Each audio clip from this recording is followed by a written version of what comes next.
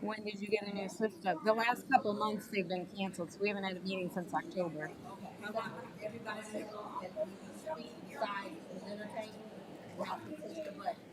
Oh, okay, okay.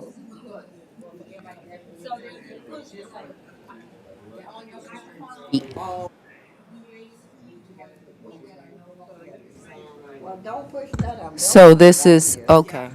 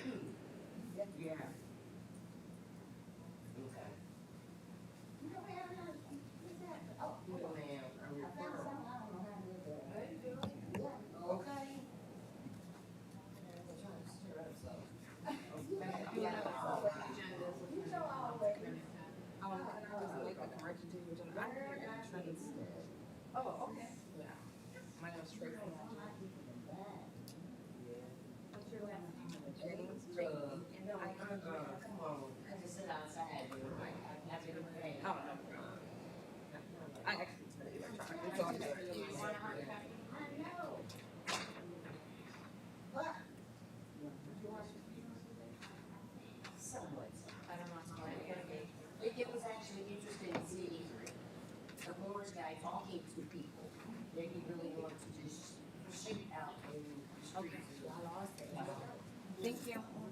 Okay, so we're live.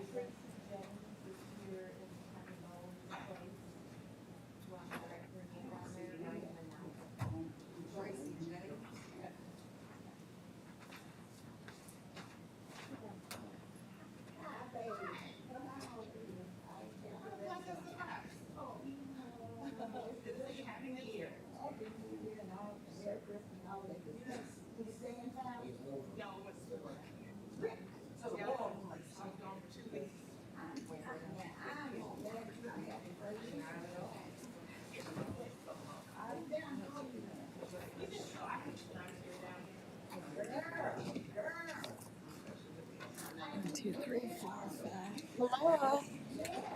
I had a little car trouble. I hope I'm not running too late. No, you're good. Glad that you made it.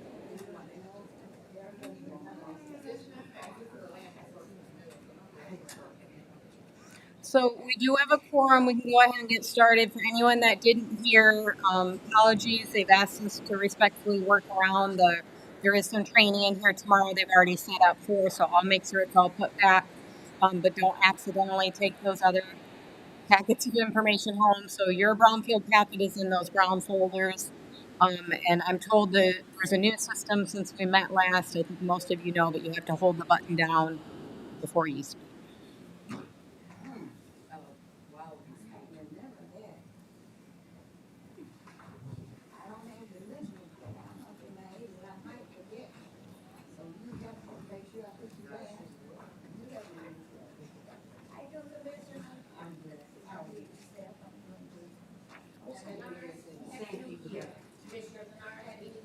Thank you. Same to you.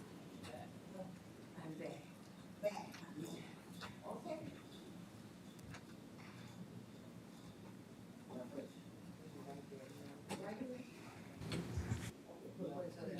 Comes on. Okay.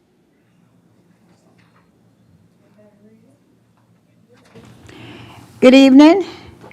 Good afternoon. The Brownfield Redevelopment Authority will now come to order January the 9th, 2025, 4 p.m. at City Hall.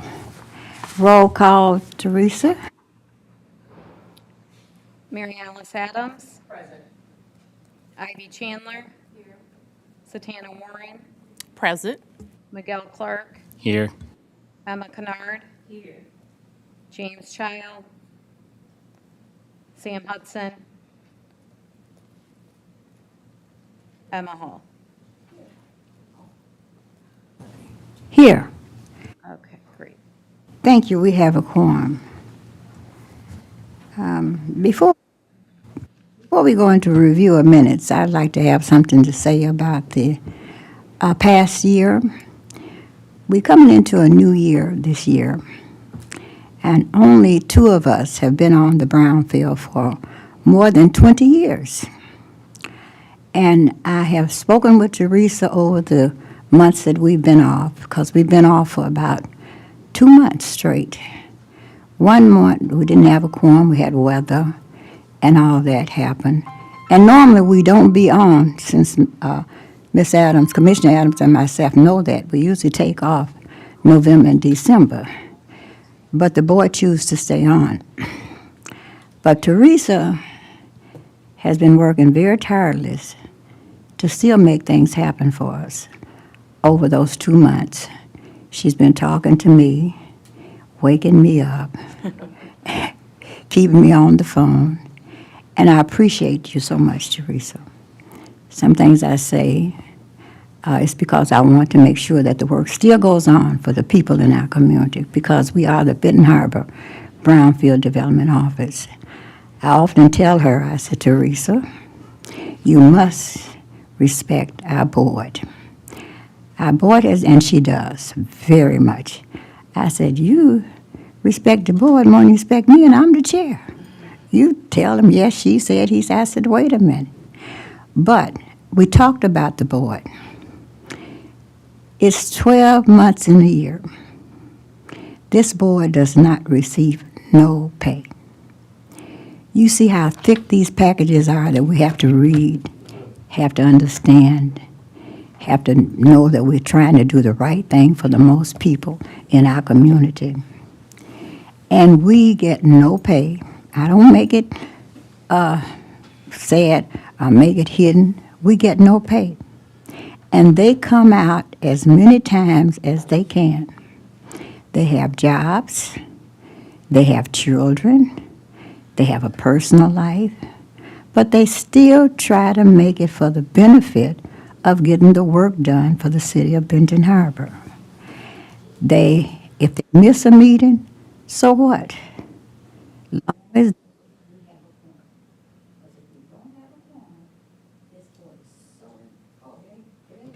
Oh, I got to go. Thank you, baby. Did y'all hear me? Y'all did hear some of that.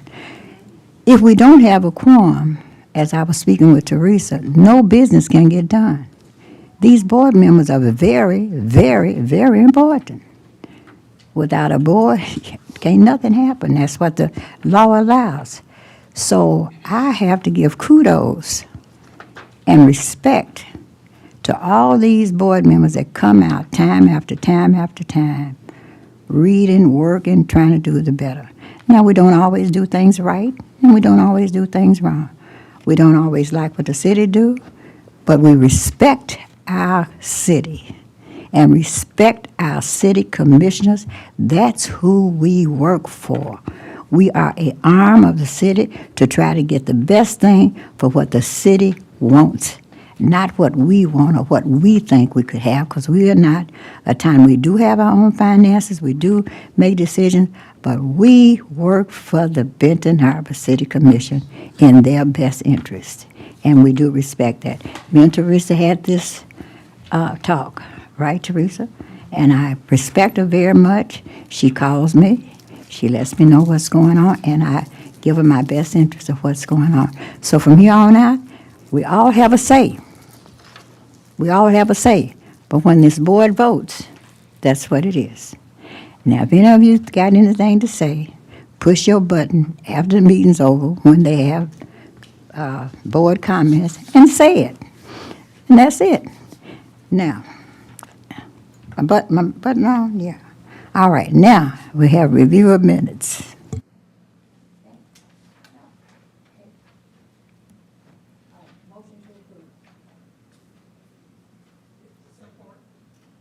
Support. Was, the motion was Warren, support Clark? We got to missed support. that. We got to support. Motion, Warren. Second, Clark.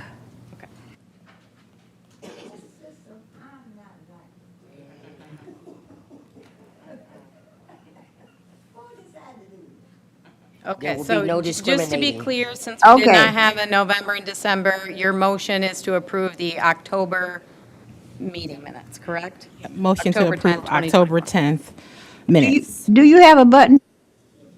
I'm told the presenter one doesn't need to. So I apologize, my job's easier in that regard.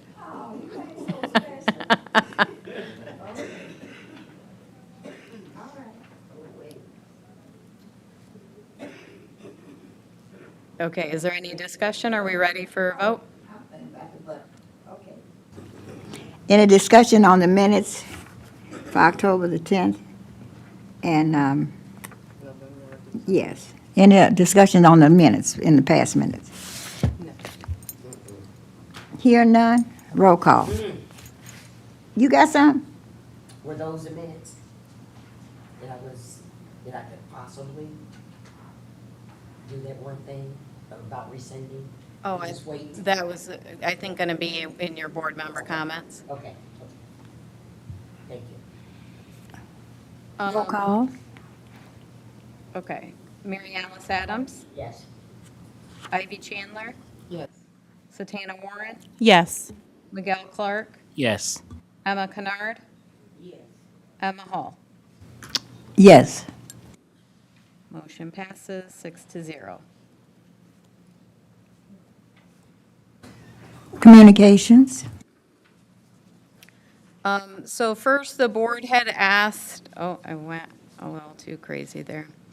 The board had asked that that I present the budget from time to time, just so you could see where we're at. So this, on the left column there is the 2024-2025 budget that was approved. On the right is year-to-date, although I will say that's through November 30th. At the time I prepared that, that was the most recent bank statement I had. So just keep in mind, this is a budget, so it can be updated. If some things may go above or below, obviously you can't spend more than you have in your bank account, but, so right now, we have about 288,000 in tax increment capture, 3,200 in interest income that's been earned for a total of 291,000, a little over revenues. Our total expenses are around 18,000 to date. That's a combination of consulting, advisory support, and financial support. And then, Excuse me, Madam Chair. Through the chair. This is page 6.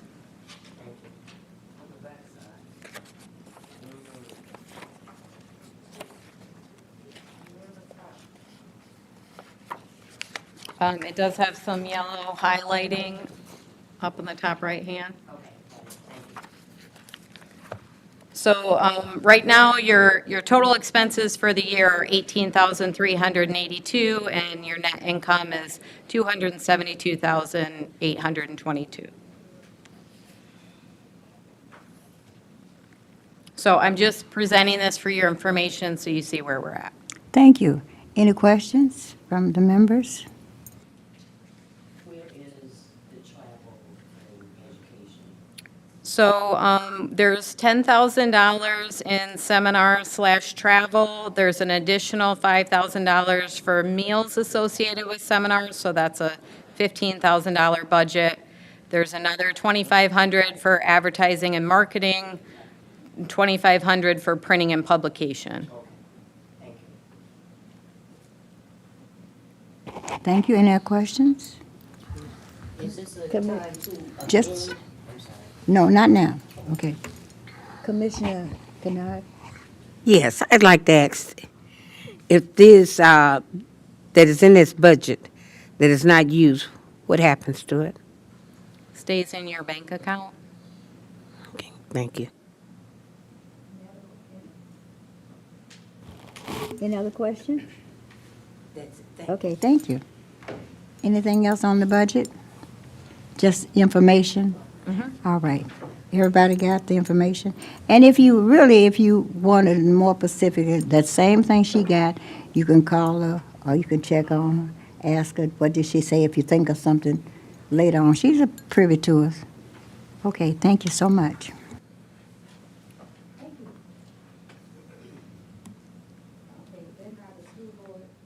Ben Harbor, is this next? Ben Harbor School Board Trustee. It's about time you may take your coat off and sit down and come up to the front.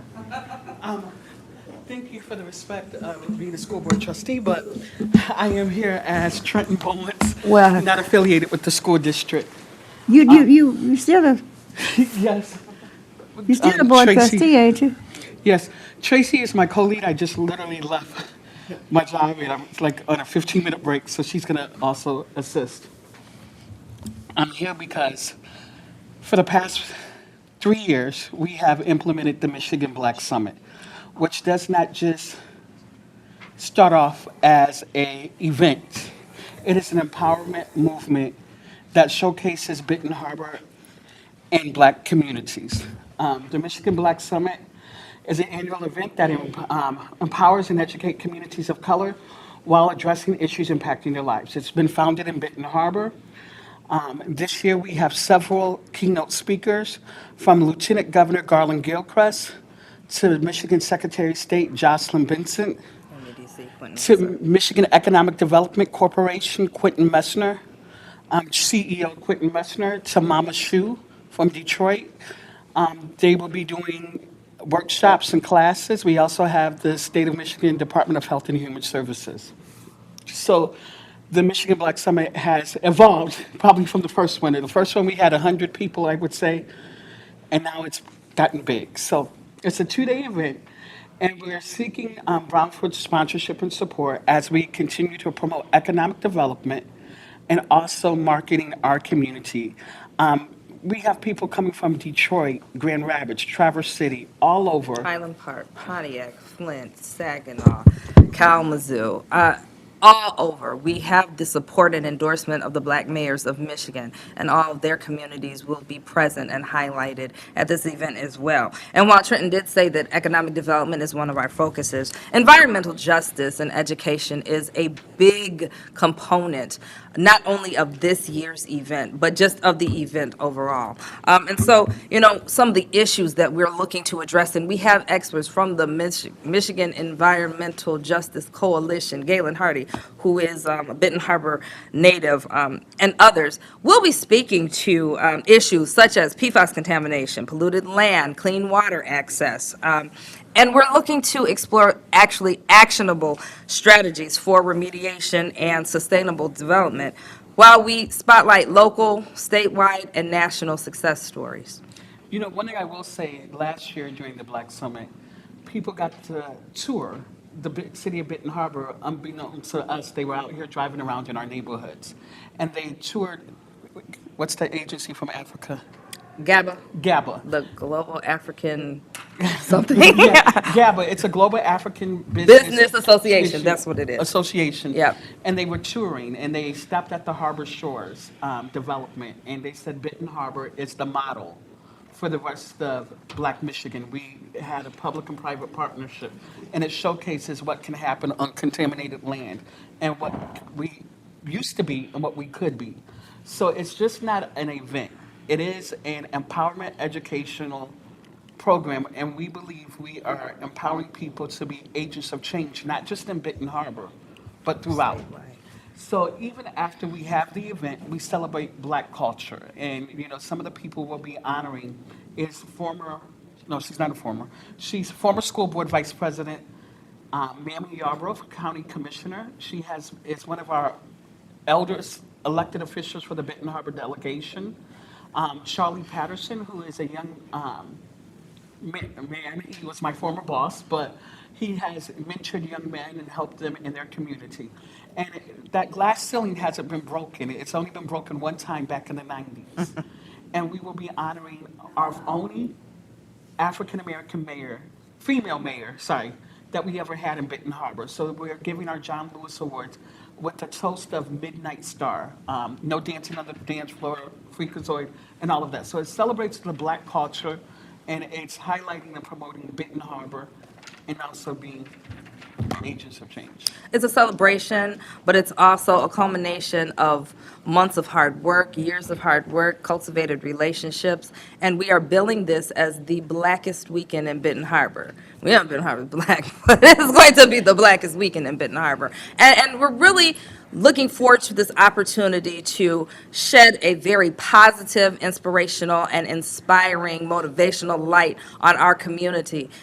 This is a convening unlike any other within the state. We are very dedicated and committed to keeping this within our community, to empowering and engaging our community members, but also highlighting other communities. Our struggles are similar, they may be different, but we can all glean something from the workshops, the panelists, the resources, and everything that this convening offers. It is most definitely a labor of love that is not cheap. We are utilizing Lake Michigan College's Grand Upton Hall for the second time, and we've almost outgrown that venue.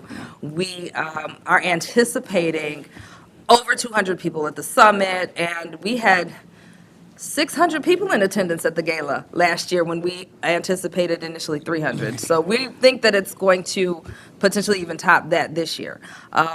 We want opportunities, though, for Benton Harbor residents to come and to be able to participate and to have a seat at the table that they so rightly deserve. And with over 150 million in economic development, we have Quentin Messner, who is the lead, and who better not to highlight and promote Benton Harbor with the money that they've given us from the state about economic development, from Project T to Anything else that's going on? anything else that's going on. Community development, block grant programming, and everything. It's just a nice opportunity to highlight the successes in this community and to set Benton Harbor even more so as a model community.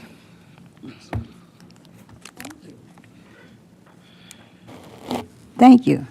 There any questions, concerns, consideration? Now, we're going to go down the line. Yeah, but don't take up all the time. You. Miss, I'm just curious to know what kind of support you're asking for. So we are seeking financial assistance. And like I said, because one of the things that we are highlighting within this summit is a very big push on our environmental justice. We are, with any organization such as Brownfield, seeking financial assistance as much as we possibly can. We are approximately $7,500 short of our goal. So we are in crunch time. It's the fourth quarter, and we are trying to raise the last bit of money so that we can offset a lot of costs. And one of the things that we are also committed to is providing an experience and an event that is top tier. Something like that costs money, and a nice amount of money, too. And so we are knocking on doors and pleading our cause just to get the support that we need to help further the messaging that we're presenting.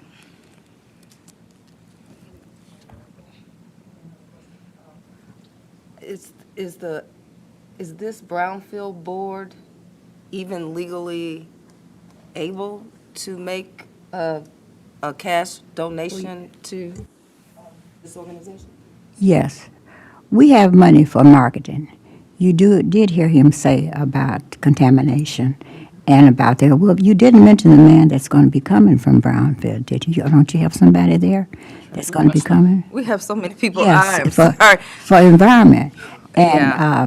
Yeah, let me say this. Regina Strong. we Yes, have- so many in the environment, of course. Eagle will be in We the have house. money for marketing.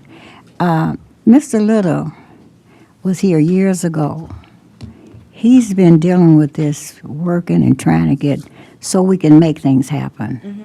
And he's using some of the brownfield. He's using environment. He has to, because he's dealing with building. And he's trying to make things happen. Because, now let me tell y'all something. I will be 85 this year. Oh. And I want to see things happen. 85, I want this city to thrive. I want it to be on the move. Because he's been working too long. He was here before. I can't say this, but he's like Trump. He's like Trump. He come back. Now, I don't know if that's Don't an do insult. that. I don't know how good that is. I don't know how good it is. But he's been here trying to make things happen. And we can't do it by ourselves. We got to have people to help this community. And he's been working so hard, putting environment, you're talking about environmental. These trees that you see, y'all don't remember none of that. I do. Ain't that right? Didn't you do them trees for environment? Because if trees was down, everything, we need the trees is very good for the environment. So anyway, History. hey, yeah, I know you talk forever, I'm talking now. But anyway, so he has been part of this, the city has been part of it. And we're so happy that people will come forward, that not city people, they're not working for the city, they're out there doing it on their own, trying to make things happen. And we're trying to do as much as we can to help them. Of course, we have money for marketing, and if they market our program. Commissioner Santana. Commissioner Warren. Okay, so I know you said you're $7,500 short. Do you have marketing tiers? Like some place will have a platinum tier or gold? Sponsorship tiers, yes. Yes. Okay, what are those? Okay. It's, 1,000. it's 500, 25,000, I mean 2,500, 5,000, and 10,000. We want the 10,000.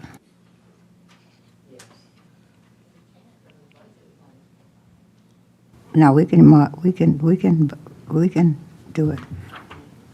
Teresa's been looking real heavy to make sure I told Teresa, do all you can to help everybody you can in Benton Harbor, New York, Chicago, that's going to make a difference in Benton Harbor.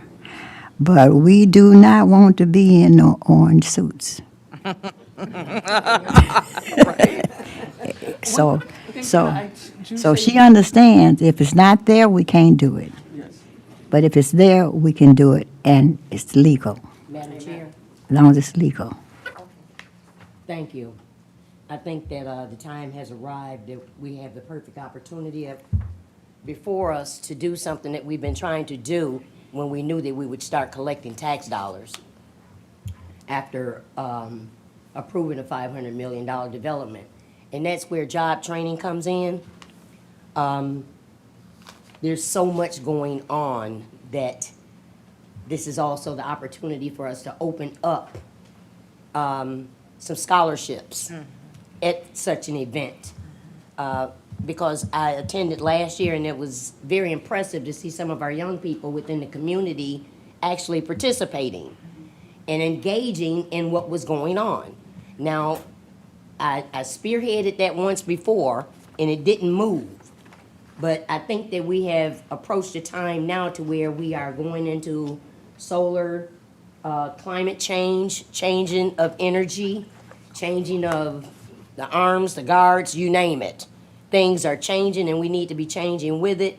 And where that comes in is putting our children in places of power where they can better educate themselves to run their own water plant, to put solar panels together, to do the maintenance of them when they break down. And that's where we are headed. And I would like to hear Mr. Little speak more on that because the training is about to take place.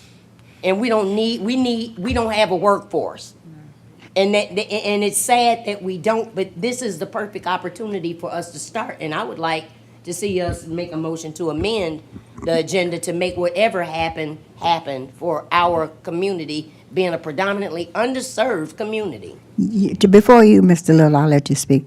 But this is their program. We don't want to put anything in on them that they don't have. They come here wanting some finances. I don't know if you got going to give out scholarships or what, but right now, if you are, but we still want to help you do what you do, not bring in something right now. Madam Chair. There's a time for that to happen, though. What I'm asking is for this authority to possibly partnership in the form of offering a few high schoolers that may be working in the environmental field. Yeah, at another a time. scholarship for possibly next year. Yeah. Thinking long term. Yeah, and thinking outside long the term. box. I agree. I agree to that. Some folks don't seem to know how to do I understand what you're saying now in the future. Mr. Little, our city manager.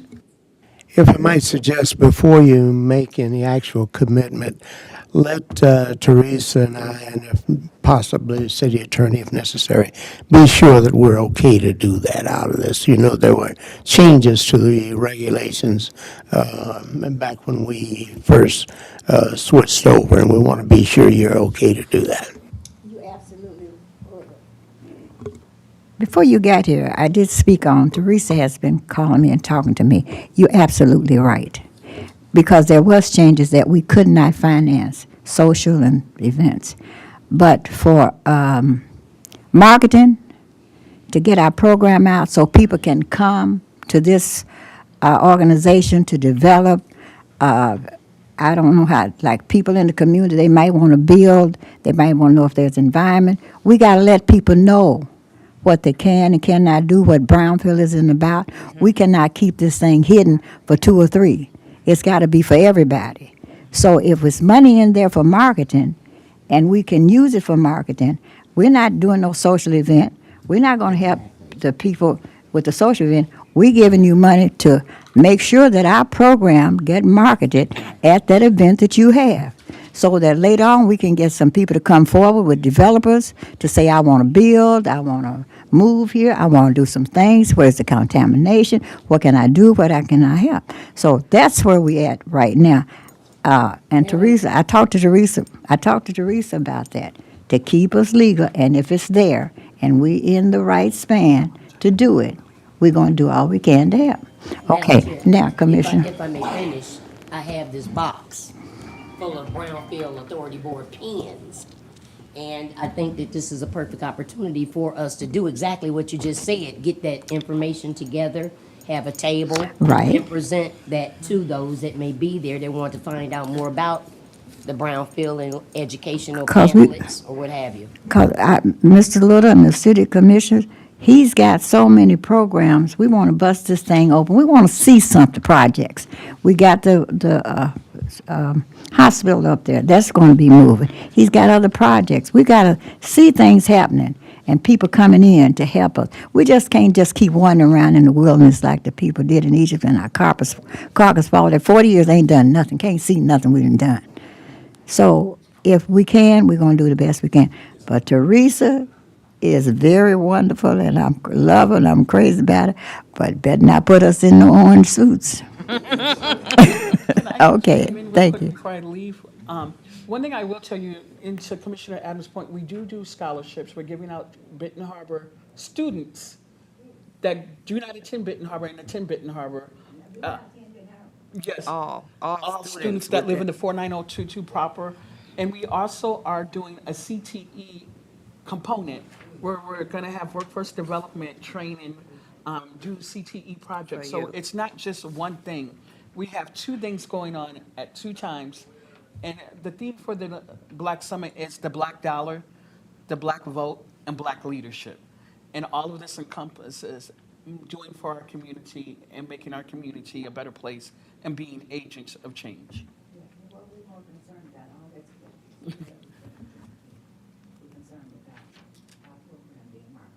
Yes. We're concerned about our program being marketing at your program. That's what we can do. We can only put dollars into marketing. We cannot put dollars into social. We can't put dollars into you buying a big banquet or some pizza or stuff. We can't put dollars. Yes. We put dollars into marketing, and we need that. Okay. Okay, Commissioner Adams. I'm sorry? Did you want to say something? Oh, no, you didn't want to say nothing. Thank you, bye. Push your button. Did you know you got to push a button? Button here. Yes.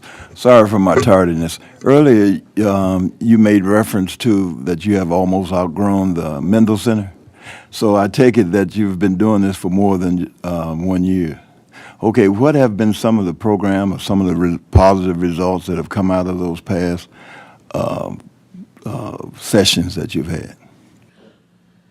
So, great question. So, what has been some of the programs? So, the Black Summit is to empower people to be agents of change in their communities. So, last year we had the Michigan Black Chamber of Commerce come in. And we are in discussion still. We're dealing with legal obligations to open up the Black Benton Harbor Chamber of Commerce. We've also had, okay, we've also had Michigan Secretary of State. We talked about the black voting.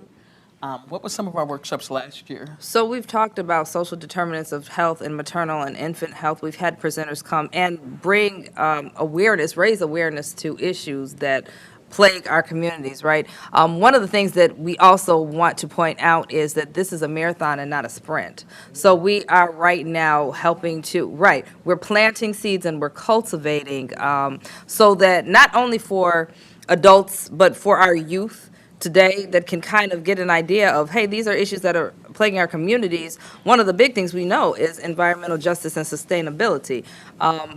We won't have communities 50 years from now if we don't begin to attenuate to some of the environmental issues that are plaguing our communities. And one of the offshoots of the lead water crisis has just kind of been partnerships that have been formed and forged with Michigan Department of Health and Human Services in the state of Michigan.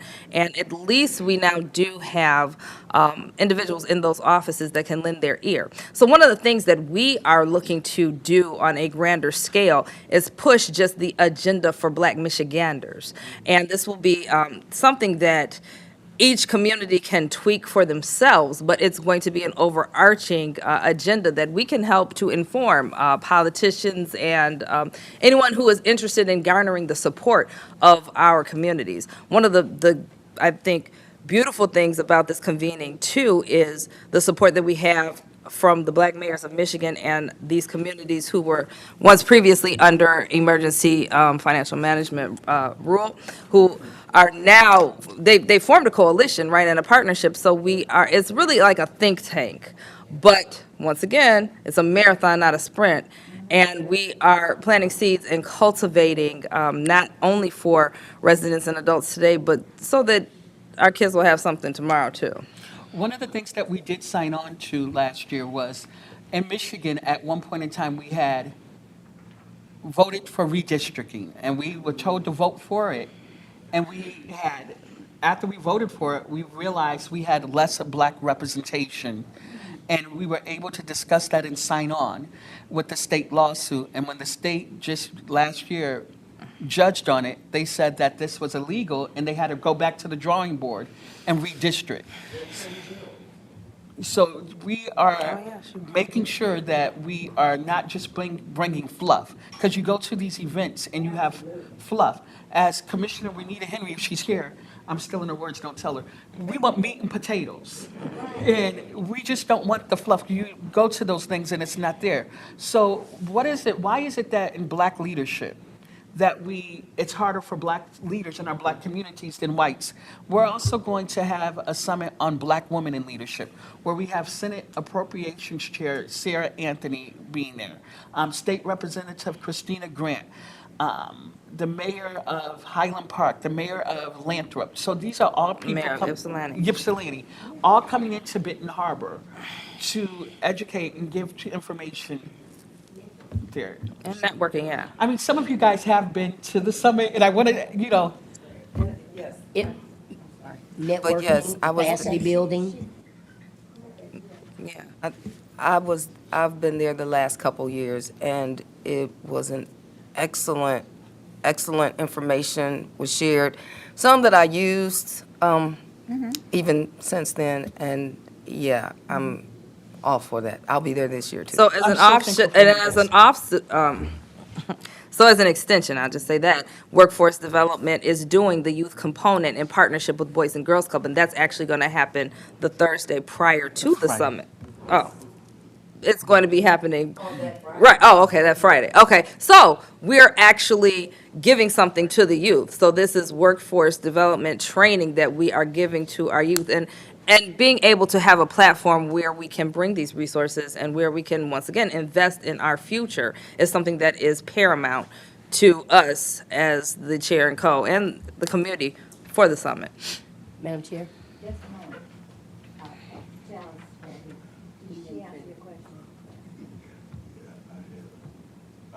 Let me do this question, then I'm gonna ask another.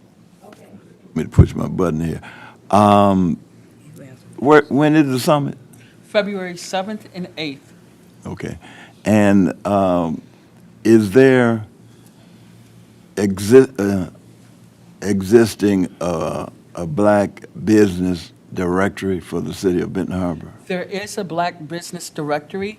It's very interesting how you ask that question, because if you're not registered with the Small Business Minority Business Association, they don't recognize you as a black business. So what we decided to do, even at the college this year, is with the Black Summit, we're not even using the college food. We're using our black Benton Harbor food trucks to make sure they get some of the black dollar. But Cornerstone Alliance has a black business directory. Is it complete? If you're registered with the Small Business Minority Business, you're on there. If you're not there. That's why we're having a workshop On how to with get- Michigan Economic Development Corporation to empower and educate people how to become legit and on that.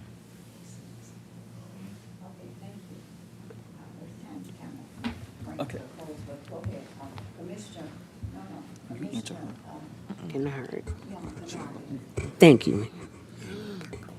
I'd like to ask, one of the things that most people that know me know that I've been interested in the environmental portion of our community with starting the Fresh Start Children's Garden, which is almost entering into its 19th year of growing.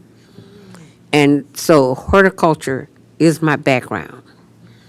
And I got my certifications through Andrews University. One of the things that I have troubled me for such a long time is the health industry.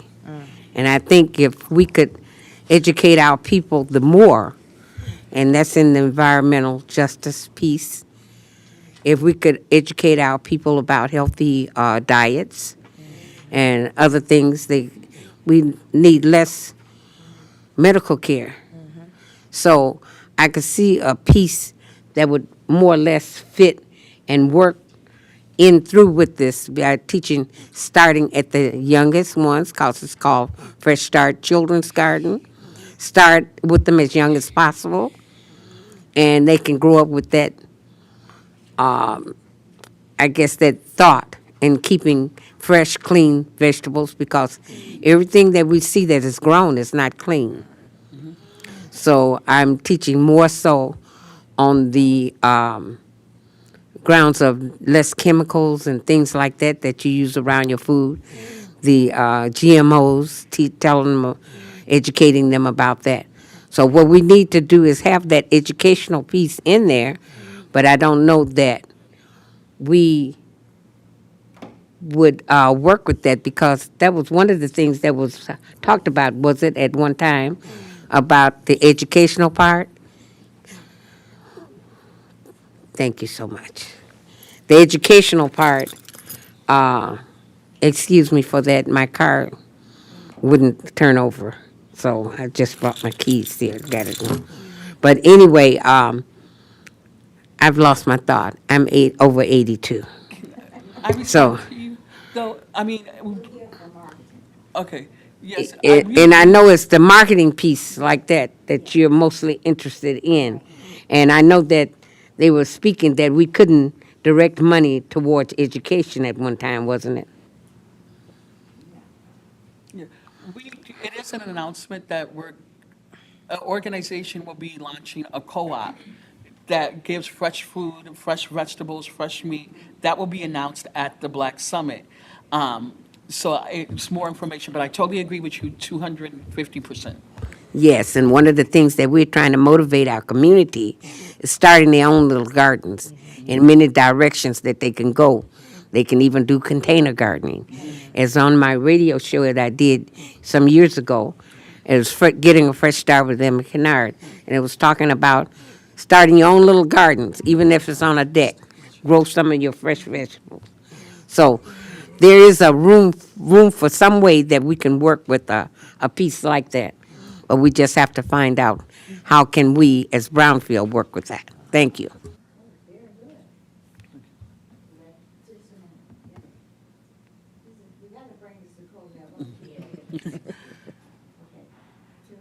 I was just going to mention, and I appreciate Chair Hill's comment that we want to make sure that if funds from this board are used, they are for marketing purposes and not for any social components. So maybe you want to flush out what that looks like, whether that's a verbal mention of this board and what they do, whether we come up with a very basic flyer, which I could certainly put that together very quickly if you have tables. So, opportunity for all of that. and then just a reminder, your existing budget, which it's just a budget, has 2,500 for marketing. It does have an additional 2,500 for printing. They've mentioned a 7,500 shortfall, so you can evaluate that. Just be thoughtful about that the funds are used towards aligning with your mission, which certainly the environmental justice does if you're seeking to support that marketing piece.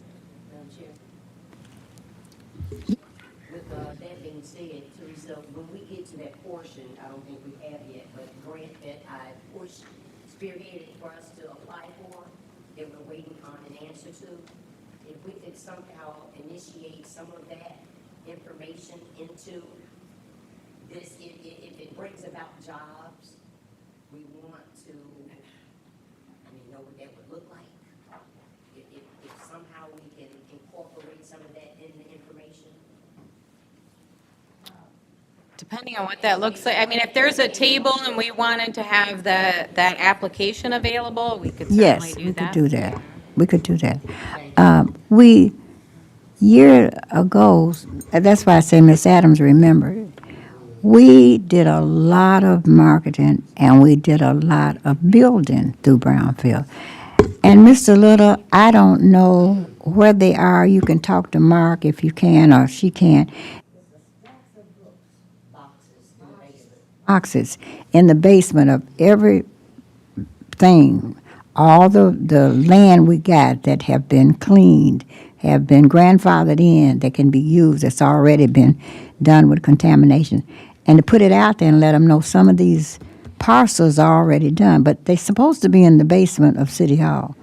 And if somebody can come in one day and get them, to lay that out there, because we did a whole gamut of things we've done and need to do and what it takes to get involved in Brownfield. If they come sometimes, you have to go through Mr. Little to go to do that, or he can. Madam Chair, Mr. Little? Okay, thank you so much. Now, I think that this would be the perfect time to look at possibly updating those. Well, we don't have. Because the laws have changed within Brownfield. Yeah. And there's information that could be misleading with those laws that have changed. You're absolutely I'll right. take a look at Yeah, anything. if any, no, don't. If anybody wants to get involved, when they get involved, if the law done changed on what they want to do, then we'll update it. But we don't have time to do a whole book right now. It's going to be February, this is January, and we'll do that. Okay. Thank you so much, Commissioner Adams. All right, thank you very much. Oh, you got something else to say? Yes, one other thing. I was just, we were just referring to Mr. Little. Does his job classification change? I know he's city manager now. Is he over economic development too? Mr. Little, you can answer that. Oh, okay, thank you.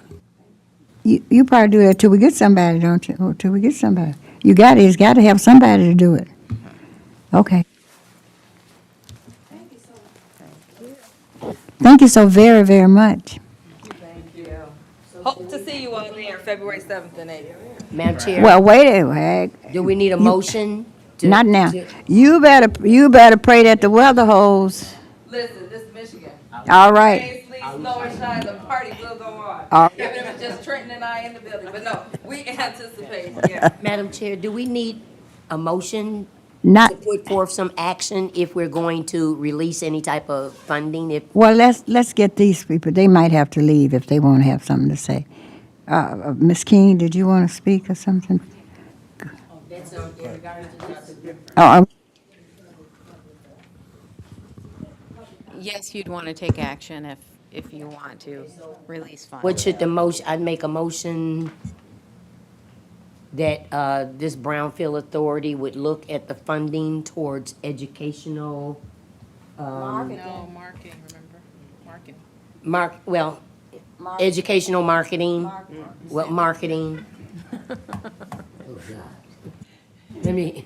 Let me remake that motion. Well, how about you make the motion? Making the motion that the Brownfield Authority looks into providing, it's called, I guess, a marketing sponsorship, because they have it on here as a sponsorship toward the Black Summit for 2025. I second that motion. It's been seconded. Any comments? Yes, ma'am. I'd like for that motion to have something in it pertaining to some form of scholarship for a couple of Benton Harbor High School students.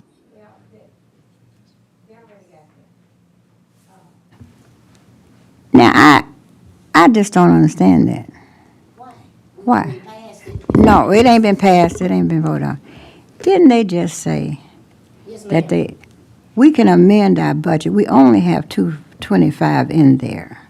She put a amount to that.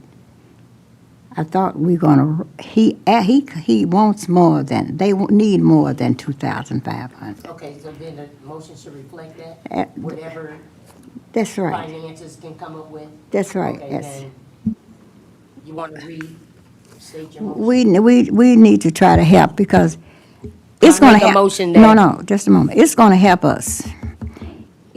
Let me tell you, we market before with those books and those people, and you know for a fact, we spent over $20,000 going to places, getting it done. But we got a return. Now, that's just what the pastor's saying. We got a return. People came in here, they got applications, they built, they got tax credit, we got tax from it. And they still doing it. We got a return. Now, 2,000 ain't gonna do too much. No, it's not. I say 10. And he just told us that the college ain't cheap. Let's don't play. College is not cheap. I say You got to 10. have a venue for these things.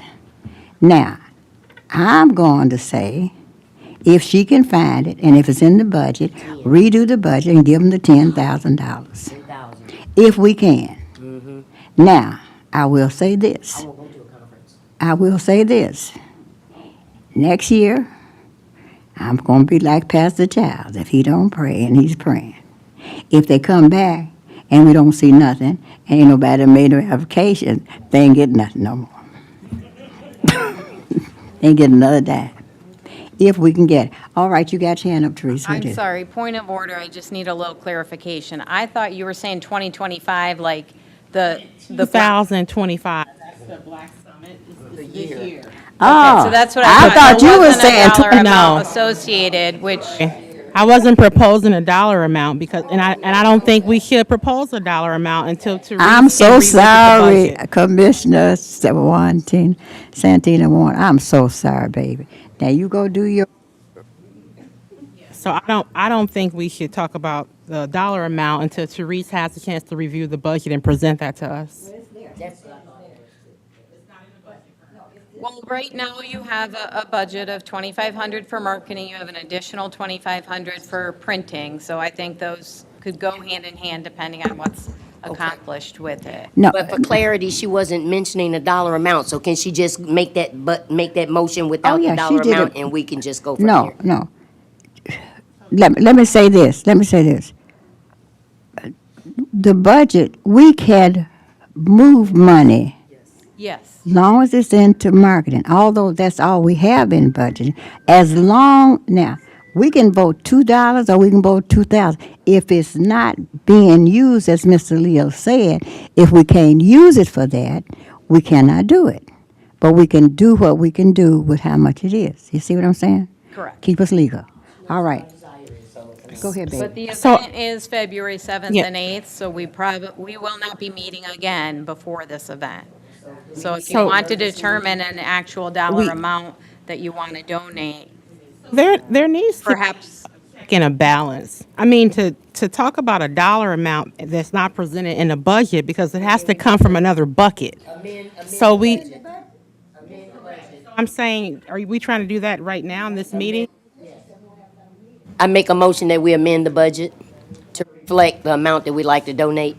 point of order, we do have a motion on the table. This is discussion regarding that. So we need to either take action on that motion, amend that motion, rescind that. But we do have a motion on the table that currently says, look into supporting a marketing sponsorship for the 2025 Michigan Black Summit.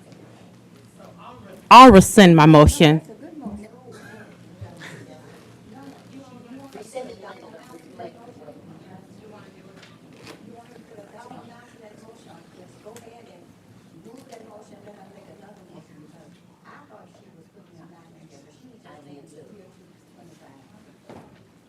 So that was. That wasn't the case, so we just need to be redone because that was not the case. We assumed that she was putting a dollar amount in, and she was not, so let's give her the opportunity to redo the motion. Because we will not meet Right. before the event That's right. takes place, we have to now determine what amount we want to support at, so that they can be cut a check prior to the event, which is February 7th and 8th. Yeah, they mentioned earlier the amount that they're coming up short. I thought it was 7,500. Yes. So why not deal with that? Because their sponsorships are 2,500, 5,000, and 10,000. I just So think that this we is, may choose which level we want to sponsor yeah. at. 10. Or we could probably choose any other amount too, I don't know. 7,500, you gotta go with the 10,000. Right, absolutely. So that's what we, let's put that in the motion, let's move on.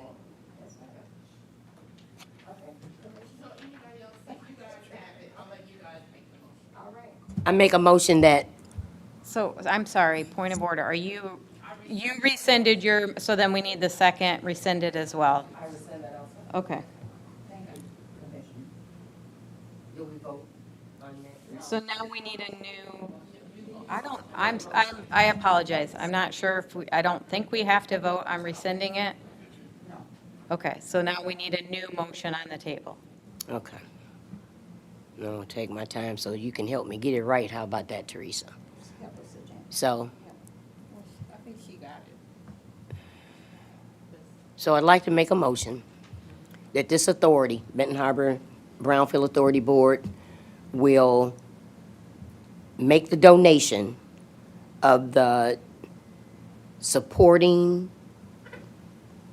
of 10,000 towards the Michigan Black Summit for marketing for the February, For marketing the Benton Harbor Brown. for marketing the Benton Harbor Authority Brownfield.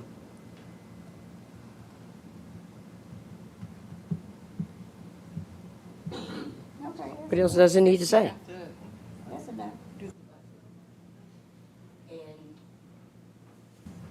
With the amendment of the budget to reflect those expenditures.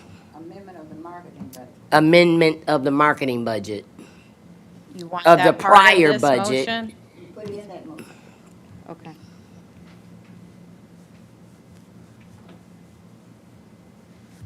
We're gonna get it here We'll get it right. between those two. I'm sorry, the only thing is, if we're amending the budget, then that would have to be formally approved before you do. I don't think that has to be part of this motion. I think we can do that Then I'll come back later. to it, okay. Then I make that motion that we support this summit with the donation of 10,000 from the Benton Harbor Brownfield Authority Board for the Michigan Black Summit taking place February 7th, 2025. And eight. And eight. And eight? And 8th, 7th and 8th of February. Okay. Need a second. It- I second that motion.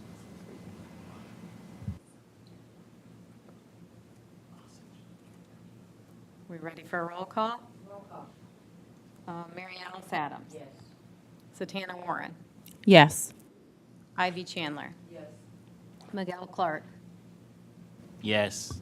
Emma Kennard. Yes. James Childs. Yes. Emma Hall. Okay, Emma is abstaining, so we have, motion carries 5-0 to 1, 1 being the abstention. So now, Madam Chair, I'd like to make a motion to amend the budget Yes. to reflect the costs incurred for the Michigan Black Summit from the City of Benton Harbor Brownfield Authority.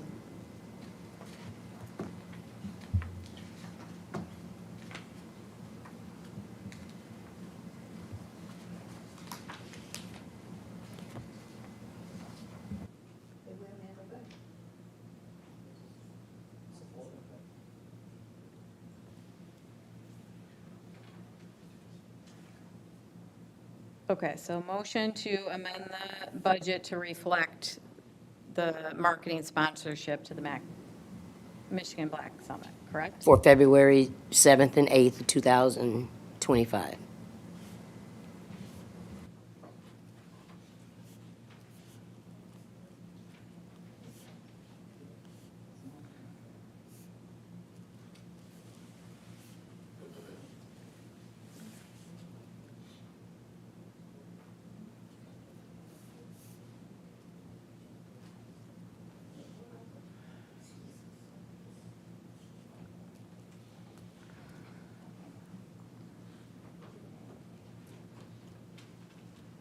So we have a motion on the table, so we need support.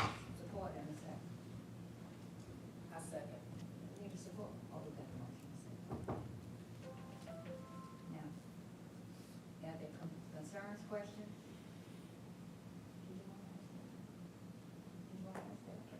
Oh, yes. Does our budget goes October to September? Or January No, to July, it starts in July to, okay. June.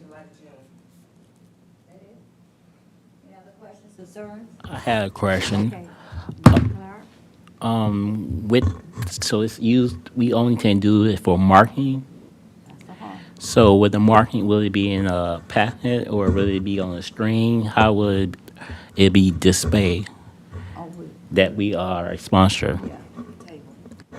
We'll talk about table material, we've already talked about that. She's gonna be involved with that.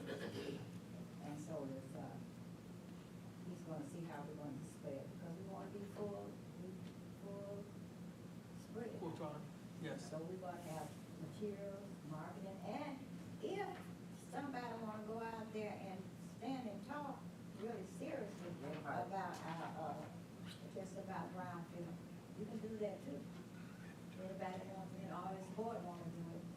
tell you what, it'll be beneficial to you, you'll get in free. If there's any cost to it.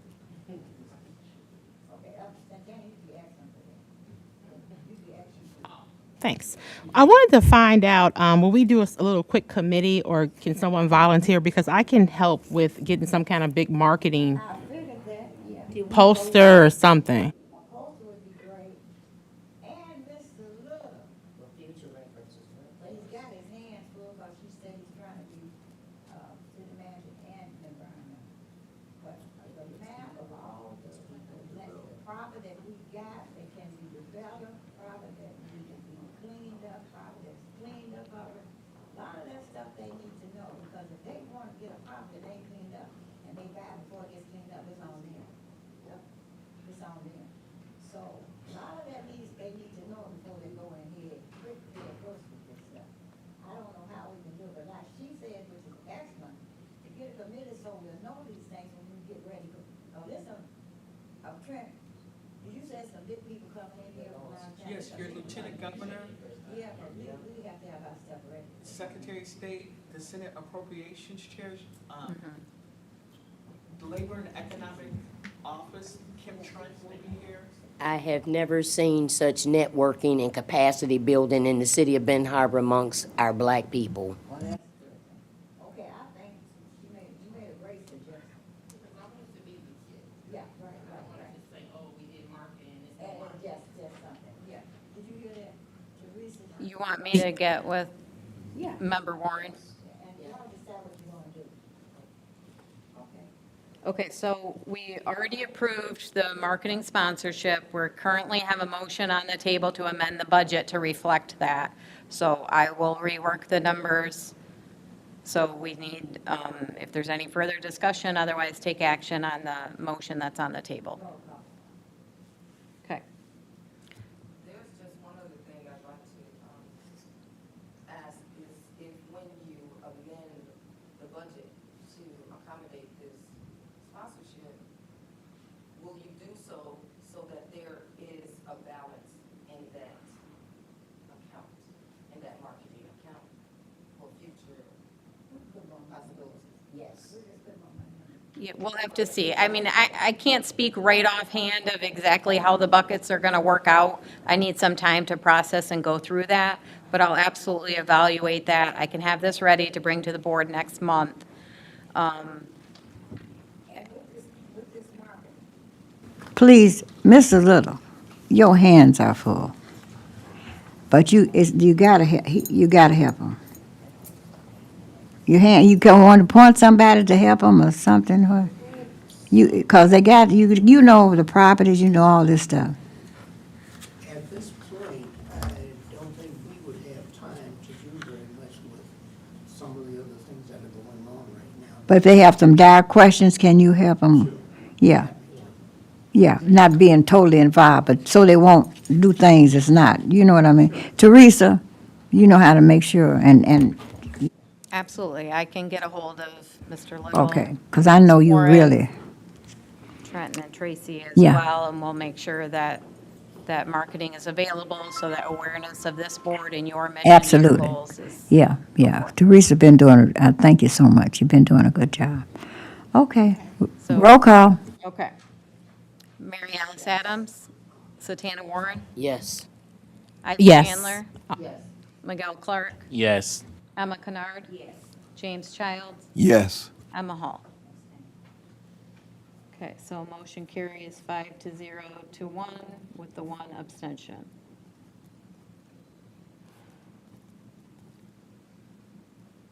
Okay. Thank you. Public comments now. Thank you. Next time, Yes, sir. you tried to be here what, last month, oh, yeah, I can't say.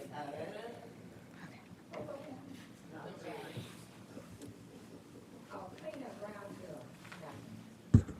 This is just for your information. We've got a lot of past business we wanted to get clean up, but in the next few months, as Fishbeck was reviewing your existing brownfield plans, there were some discrepancies noted. For example, there was one address that was listed in two separate chapters, which you can't be in two different plans, so I'm not sure what happened there. So we're going to be looking into that. There will be some cleanup needed, which will be brought to this board. I just wanted to make you aware that we've noticed that, and that will be something that needs to be addressed moving forward. So this, right now, I'm just bringing that to your attention.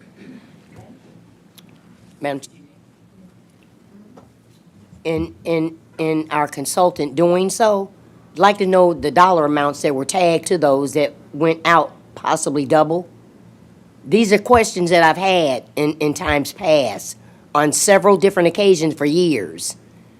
I do not believe in that instance I mean, that you would there's know, been though, when any you- reimbursement Okay. made. I will definitely review that as part of the review. I think it was just that it was placed in two different chapters, not that any inappropriate reimbursements were Okay, made. I'm not certainly sure about that, because I myself, not even being an accountant, found $306,000 that was misplaced. So, that being said, the city's auditors, don't actually do brownfield auditing. Who does? Okay. You could occasionally be audited by the state for your brownfield plans. That's not a, they do certain, it's just if you happen to get picked, they would reach out and then you may Okay. get an audit. It kind of just depends.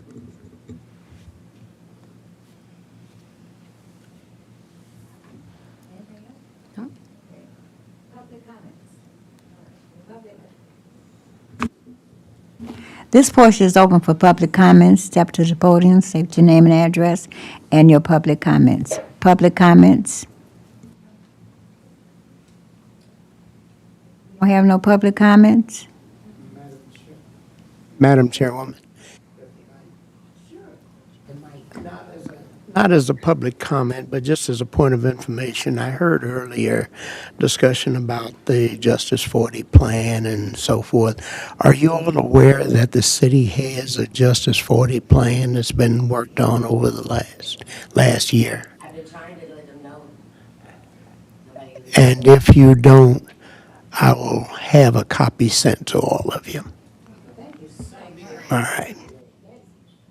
Mr. Little, that's excellent, important and information that we need to know. We really appreciate you bringing it to us. We don't have any public comments?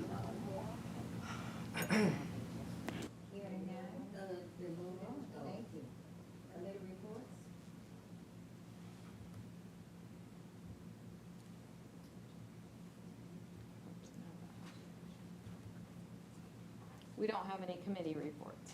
Okay, thank you. I thought she was here for public. No, she's on the list. Treasury reports? So we have several months in here. They're all in your packet. I'm not going to go in too much detail unless there's any questions. Please stop and ask me. I do want to mention in this October one that on page, looks like it's on page 12 of your packet, this $288,000 for the property tax revenue. That was lower than what was projected in September. Rhonda Hildebrand let me know that the reevaluation of some of the brownfield properties was lower, and so there was a reduction of $21,711.61 compared to the amount that was booked in September, so I just wanted to note that. We have not received that check yet for that tax capture. We will confirm that it matches. That should be received anytime this month.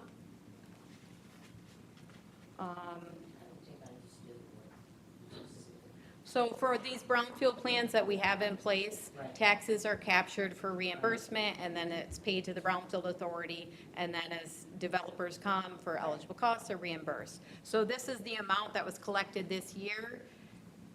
Property taxes are reevaluated at different times, so it could have been projected that it was at a certain amount. Now we have the final evaluation, which is a little bit lower than what was projected. Okay, so it was projected, Yes. because I remember asking that question that they were looked like they were released, but they didn't come through the city. So we have not officially received that check Okay, yet, okay, but then it showed up on the books as Okay, okay, projections. okay. I just know that, I mean, but things change. Okay, thank you. What, You talked out of turn. Now, Commissioner Kennard. yes. Do you have the amount, though? The exact amount? Well, I haven't received that check, so I will, when we do receive it, I will compare it. Right now, we're showing $288,003.90. That's shown on page 12, under the property tax revenue. Mm-hmm. And then you'll see, so this was as of October, interest income of around 2,500. Net income is 272,745. I can take these month by month, or I can just go to December where we're at now, because you have them all in your packet. In December, you'll see that in your checking account balance, you have a little over 395,000. In the money market, total is 536,000, a little over. So that gives you a total between your checking and savings of $931,507. For your expenses, you have $2,240. So that's essentially Plant Moran and Fishbeck services. So your total liabilities and equity are 1.2 million, a little over.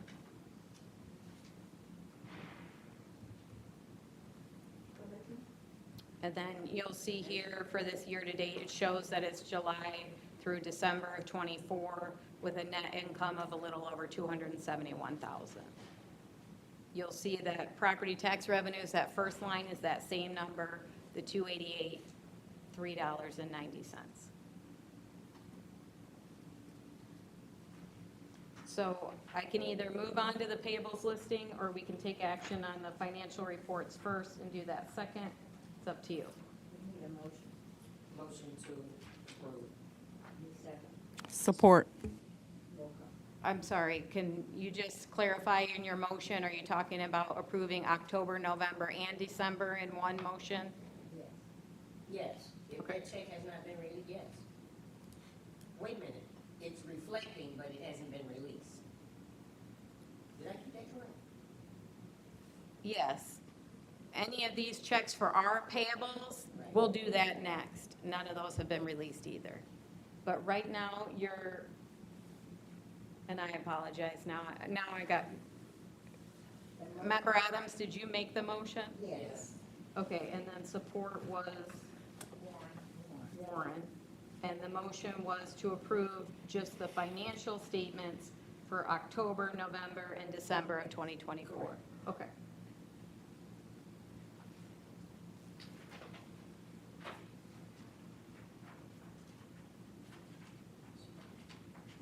Are we ready for a roll call? Member Adams? Roll call. Member Warren? Yes. Member Chandler? Yes. Member Clark? Yes. Member Kennard? Yes. Member Childs? Yes. Chair Hall? Okay, so motion passes 7-0. 7? Okay. So now we have our payables listing. It's quite long since we didn't have meetings for a few months. So we have our traditional Plant Moran financial services of 550. So you'll see those on here for September, October, and November. We have our regular Fishbeck advisory services for September, October, and November. Then we also had the EPA grant application, and I did want to speak on those a little bit. So we talked about a budget of $5,000 to put that together. It's a heavy lift to put that together, so we only charged this board $5,000, but there was significant level of effort in completing that application. So you will know if you go through the invoices here. I just wanted to point out. So for this invoice in November for the grant application, you'll see that the amount charged was $23.90. That was the remaining up to the $5,000 budget. There was an additional 21 hours that was not charged, that was donated by Fishbeck. And then as well as the invoice for November, there was an additional, a little over $8,000, 63 hours that went into that. That was not charged, it was donated. So I just wanted to make you aware the level of effort it takes to put these applications together, but you'll see that is a zero invoice, so it does not show up on your payables listing. But I just wanted to explain that further. You see this? Thank you.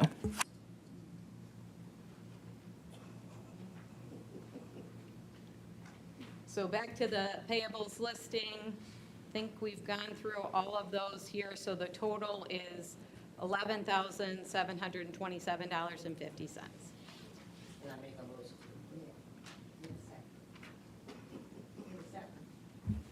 Second. Any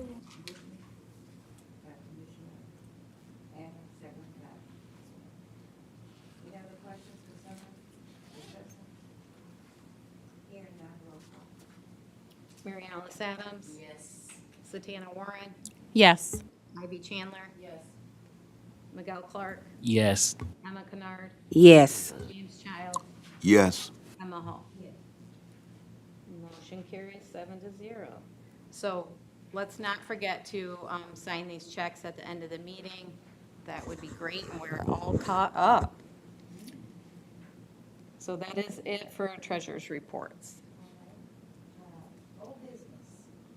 King Court Housing Development. Okay, so this starts on, what page in your packet? 36. This has been several months in the making here. So as you're all aware, the Brownfield statute changed to include housing projects. Ms. King had brought a project application forward that this board supported, weren't quite sure what that support would look like. You do now have your housing evaluation policies and procedures in place that says the primary tool will be through a Brownfield plan. You authorize Fishbeck to look into what that would look like for this, because we don't have any basis for that. So worked with the assessor, got our future taxable value. Just as a reminder, the way a Brownfield plan works is you need to have eligible property, you need to have eligible activities, and then the tax increment that's created by improving the property is used to reimburse eligible costs. Unfortunately, what this evaluation told us is there wasn't much tax increment. So while the project is valuable to the community, while it is an eligible property, while the activities are eligible under statute, there wasn't very much tax increment generated. So I believe we have in here, and I can go through this, she had approximately almost $700,000 of costs that could be eligible for reimbursement. The authority has, and I did this evaluation trying to say what's the maximum amount of what could be available. So the authority's costs were estimated as $8,000 for a Brownfield plan, $10,000 for administration and operating expenses. I will say with a housing plan, there is more reporting required than a traditional Brownfield plan, so that $10,000 may not be sufficient. It's possible you could choose to have a different company or put that on the developer to do some of that annual reporting for the rental qualifications. But again, this is just to understand what's the maximum of what could be available. Also, what was not put into these tables was the 5 years that is typically put into your local Brownfield revolving fund. So that is typically something that this board would do as standard practice to create your sustainable program. So right now, the maximum amount that could be reimbursed to the developer towards that $700,000 is $90,000. If you looked at your LBRF, that's probably reduced by 30. If you needed to increase your admin, that would be reduced. So it's looking like this tool could only support up to a maximum of 13% of her costs. So it's not looking like this is the right tool to support the project. This board can only speak to what you can support. You could potentially look into, maybe a loan through your LBRF dollars, since there are eligible costs. I don't know if you've done that before, what that looks like, whether, there's a lien on the property until it's reimbursed, or, proof of financial capacity, some way to support your interest, so you'd get repaid. There's potentially other programs out there outside of this board. For example, I know the city does have some CDBG funds, might be more focused for owner occupied as opposed to rental. MEDC does have some emerging developer funds. I have not evaluated whether those are appropriate for this project, because I'm only looking at the evaluation for the Brownfield plan. Do we want to go into the tables, or is that enough of understanding what's here? Okay, Madam, I got the hands up. Mr. Clark had his hands up first. You say we don't have enough money to support her project? Well, it's not the Brownfield Authority having enough money, there's not sufficient tax increment. So how it works is, every property has a base taxable value. And then, in theory, investments will raise that taxable value, and then that increment caused by the increase can be captured for these eligible costs. So you could still put a plan in place, we have eligible costs, but there's not very much of an increment. So there wouldn't be much captured to pay back costs. Okay, we just voted on did away $10,000. We not even sure how that will look. So I can you look forward and see till we possibly do a 5-year plan? I'm not sure what you mean by. I'm This saying- is using 30 years of capture. There's a maximum of 90,000. So this is an estimate, but we worked with the assessor. We rely on her experience. She went back and forth. Ms. King provided lots of information to try and come up with as reasonable as an estimate as possible. So it is an estimate, but over 30 years, it's looking like there's a maximum of 90,000 that would be created through that tax increment. So it's not a direct support from this authority. This authority would be supporting and preparing a plan if you chose to. There is a cost to that. And then administering the plan. Okay. All right, thank you. I have several questions, actually, because in here you say that you use 10%. Here it is. It should be noted that admin expenses were calculated at 10% of the local tax increment available. So now, are we talking about available now, or that would be created that's available? It might I don't be see where helpful you're if I getting the go through- 18,000 from. Can I respond to that? Yeah. So a brownfield plan is always an estimate, because you're writing it and putting it in place before most of the development has happened, obviously before the 30 years of capture. So it's always an estimate. There's means and mechanisms we have in place of how we estimate that. So the 18,000 came from 8,000 estimated to cover the cost of preparing the plan, which has not been done or incurred. The 10,000 is an estimate, and if you'll see on this, I believe this is table 3.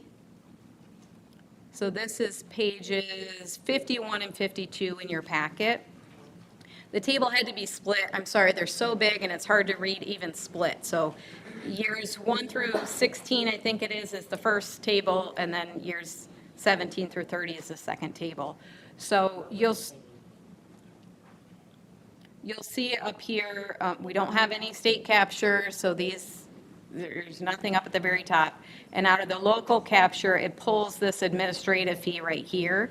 So this is just calculated as 10% of whatever's available every year is how we came up with that 10,000. Okay, for 30 years? Yep.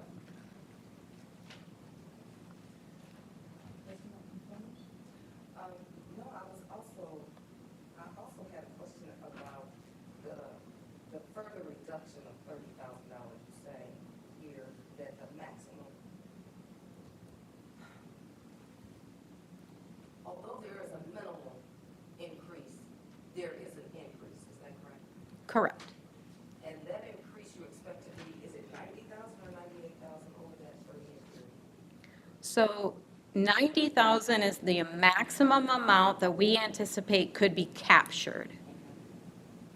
And what is the 30,000 here? You said, yeah, this does not account for the OBRF that you said was not included. Why wasn't that? Well, because since this was an evaluation, not actually putting a plan together, we just wanted to do the exercise, what's the maximum amount of tax increment that could be created?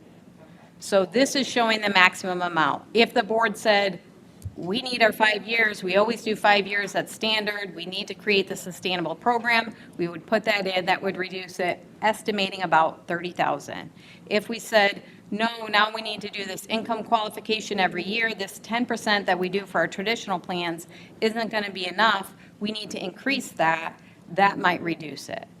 So there's other things that could affect this. This evaluation is just what's the maximum amount that's available.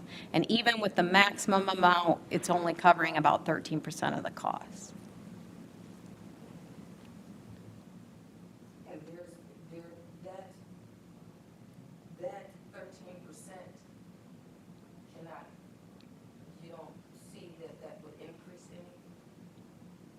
So the 13% is just how much of her costs it's covering, but this does show increase. I believe we have an annual escalator in here. I also want to say, it's in your packet, but I didn't say it out loud, that these are not adjacent and contiguous parcels, so they would, if a plan was in place, have to be calculated separately and reimbursed for each parcel separately. This last table does combine everything, just so we could see what we're looking at for the project as a whole.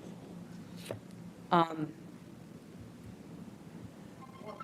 I just want to say that this 381 is new. This is a new thing that we're doing. Well, what they're saying, it's new that they're including. Housing TIF. That is new. So I don't know if we have any baseline here or even in other communities to compare it to. And given that this is a smaller area, a smaller developer, I don't see why this could not be a test of this new inclusion. Yes. Seeing as how it does create some increment. It creates some increase, while not at the level of maybe commercial developers, but for a local developer who's aspiring to larger projects, I think this could be a test to see how this new tool works. Okay, thank you. Thank you. So I know this is not what we have hoped, but what I want to know is, did Mrs. King have any feedback? I mean, it's less than 13%, but if as a Brownfield, we're fine to proceed with this low increment, do we have feedback from Mrs. King on if she felt like this would be helpful, the 13%? She is here if the board would like to ask. And that's one. And then the second thing is, I do agree with what Miguel said. I mean, we're just giving $10,000 away. In theory, anything could be marketing. You could have a property and you could have a huge Brownfield sign on there. So if, again, we're talking about small figures compared to what her project is going to cost, but that could also be something for future that could be considered if every little bit helps. I mean, you know, talking about marketing from one thing, if you had a big billboard or a big sign saying, you know, Brownfield Authority, and people are driving by, that's also marketing. So just wanted to throw that out there. But yes, if possible, I would love for Ms. King to provide her thoughts on if she felt like that 13% would be helpful.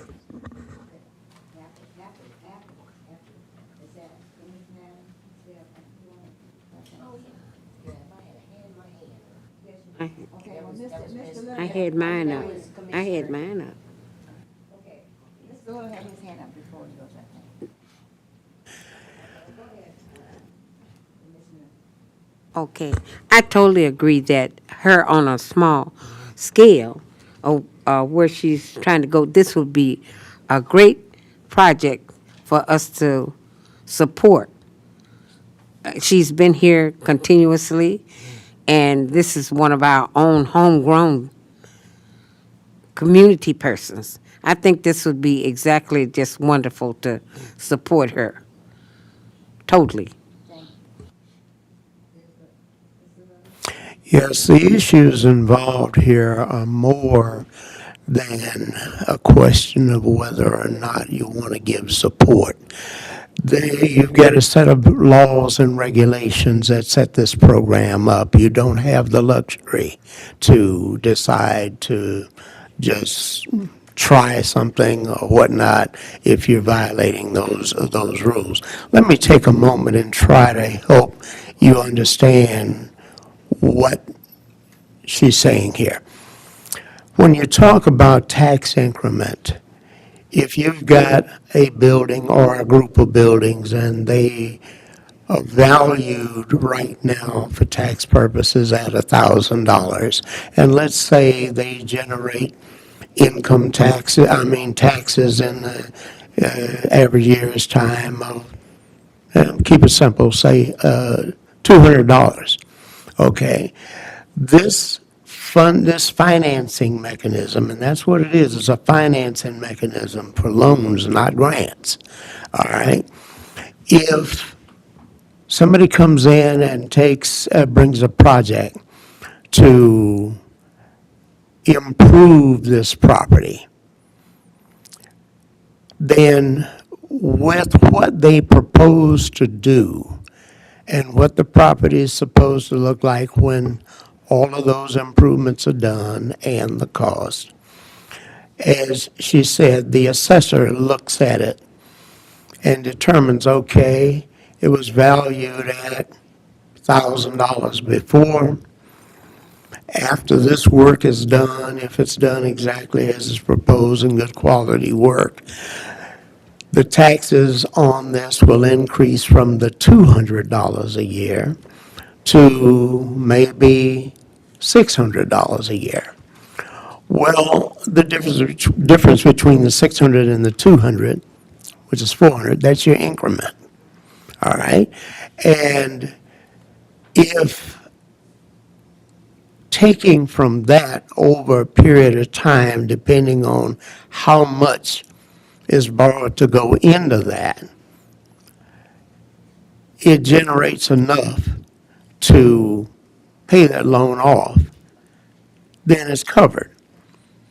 But if it does not, and it's just a percentage there, typically in a financing arrangement, what's required is that whoever is doing the deal has to come up with more equity, more money of their own to put in it, or a loan from somebody else who's willing to subordinate their position to yours. And that, with this kind of transaction, won't happen. So I'm saying that's what she's explaining, and it's not a question of will 13% help. It's a question of, is the deal doable with that? So, I would caution you, you're not in this isn't a business where you can do something just because it feels good or be gracious about it. So numbers have got to work.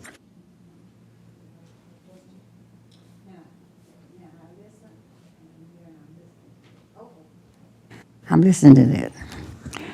We do, at all costs, have the sentiment of this board that we do want to help Ms. King. There's no doubt about that. We want her to get as much money off our project. We want her to get her money back. We're happy that she's doing a job here. But I agree with Mr. Little. If we can do it, we're going to do it. If we can't, until the law change, we can't. Now, but she did say something that piqued my attention to help. We got other sources that might give her more of a return quicker and better than what we can do. When he gets that economic development in here, we got CDGB money, if it hasn't already been allowed it for. The community can say what they want to do with that CDGB money. That comes from economic development. That belongs to the people. I don't know how that works, Mr. Little. But there's other sources that maybe can help. You mentioned some. What, Mr. Little? CDBG CDB, yeah. is planned in a 5-year plan that projects how you're going to use it, and it has to comply with a list of what they call federal priorities. So that's how it's all allocated and put in there, and then each year is an annual plan that complies with the 5-year plan that you did. Right. So it's all allocated, but the next year it's not allocated, right? Okay. For 5 years. So, yeah. But the next 5 years, okay. But is there any other sources that has, just a moment, any other sources that can help her? We're talking about her getting money so she can move her developments and I continue know to that work. MEDC does have some emerging developer resources available. I haven't looked into them specifically to see if they apply to her project, as I was only charged with evaluating the Brownfield plan. But yes, there are potentially other sources outside of this board that could support. Madam Chair. Did I sit and listen while y'all was talking? Just wait, let me finish. Go ahead. Yes, and we want to look at those sources if she's willing for us to look at other sources. And like you said, she needs to come and speak herself, because we're here to do what we can. But if we can't, we can't. But if we can, we can. So come, Ms. King. May, before she does. Okay. Well, I mean, while she's coming, I'd like but we to. got to understand what Mr. Little said. I fully understand. Okay, I know all how right. I know how those funds work. All right, okay. With the CBG Okay. that comes into the All right, community for the Commissioner Adams. And it's not for personal or private development. And that's something that people need to understand. If we don't read and understand how the Brownfield actually works, even with the laws that have changed, you just won't understand. So my thing is, and again, Ms. Hull, Chairwoman Hull, I've been working on this for years, knowing that a time such as this would arrive, that we were capturing these dollars and they should be utilized for this type of endeavor within our community. So my thing is, and If you qualify. I've asked Mark for years, why can't we put something in place to allow the residents a very small percentage of a loan? I mean, and we still need to revisit, well, not revisit, we need to do it. Can we do that? Don't we have a revolving loan in place? Yeah, this Just a moment. evaluation was Just a for- moment.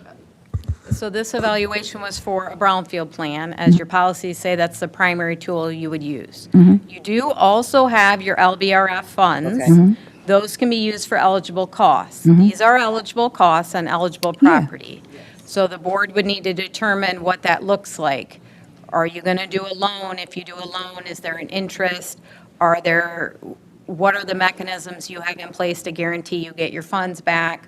Do you want to do a lien? What financial security documents do you need? So that is an option as well, that you could consider a loan through the LBRF. And whatever. And if I But may finish. it's whatever she agrees to. She's got to Madam- agree. Yeah. Madam Chair, if I may finish, and Teresa actually You mean to touched do a base on grant? it, because we don't want the residents to have to suffer, just like they had to with paying back a million or so from some developer that came forward, business person that got the money, and then, they, what do you call it, file chapter, and the residents had to end up paying that money back, right? So I think Teresa knows the route to take in the form of whether it's a lien or what have you, to ensure that the monies are paid back. I mean, but if you're giving somebody a low percentage, see, I know what we're dealing with. We're dealing with a poor, impoverished community, underserved. And I've been sitting here and I made it clear when I became a board member that I was going to watch these dollars to make sure that they do this type of endeavor. So that's all I got to say. Ain't nobody trying to hold nobody up from nothing. But Teresa, would you just share with them that there's an opportunity that they can? I do hear We just. what the city manager is saying, Mr. Little, Sure you get to speak. but that these are eligible costs. She's met the criteria for a Brownfield plan. Is that correct? So, and I don't see why we can't do good and feel good too. She's met the criteria, so there's no, and there is, while a minimal, there is an increment. Not only that, it's in line with the master plan of the city to create housing. I mean, everybody here knows that we need housing, right? And then it's not low-income housing, it's market rate housing.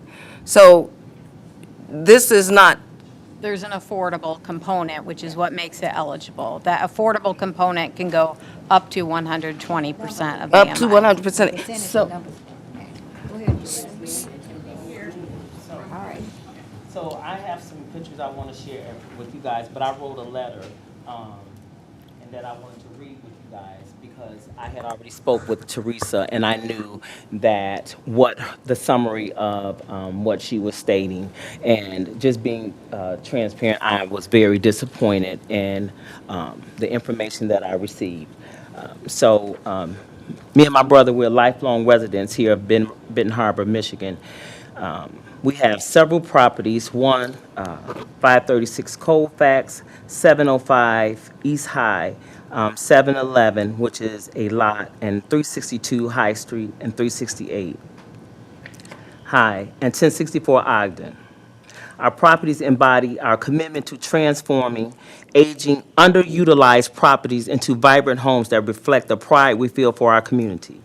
We humbly request your support under the amended Act 381 with an upfront contribution or support of $40,000 to help bridge the gap in our financing.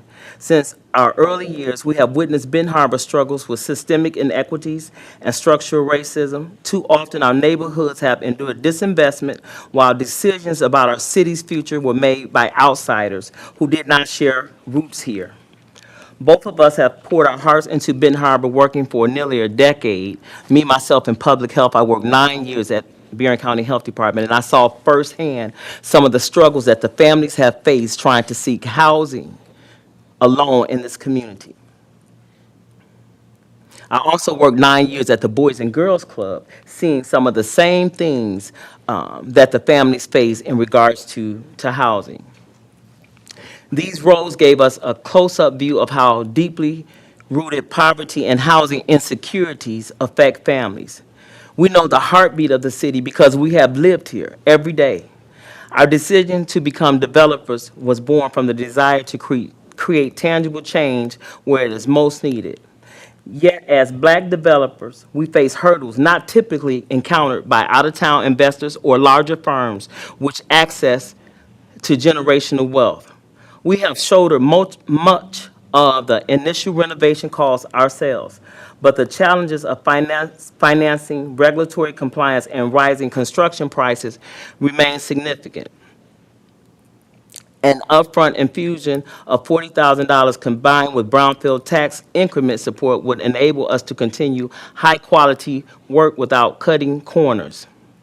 Act 381 recently expanded, which you guys know, to include housing property as eligible for Brownfield incentives, which Teresa clearly stated that we have eligible costs within this Brownfield, within our properties.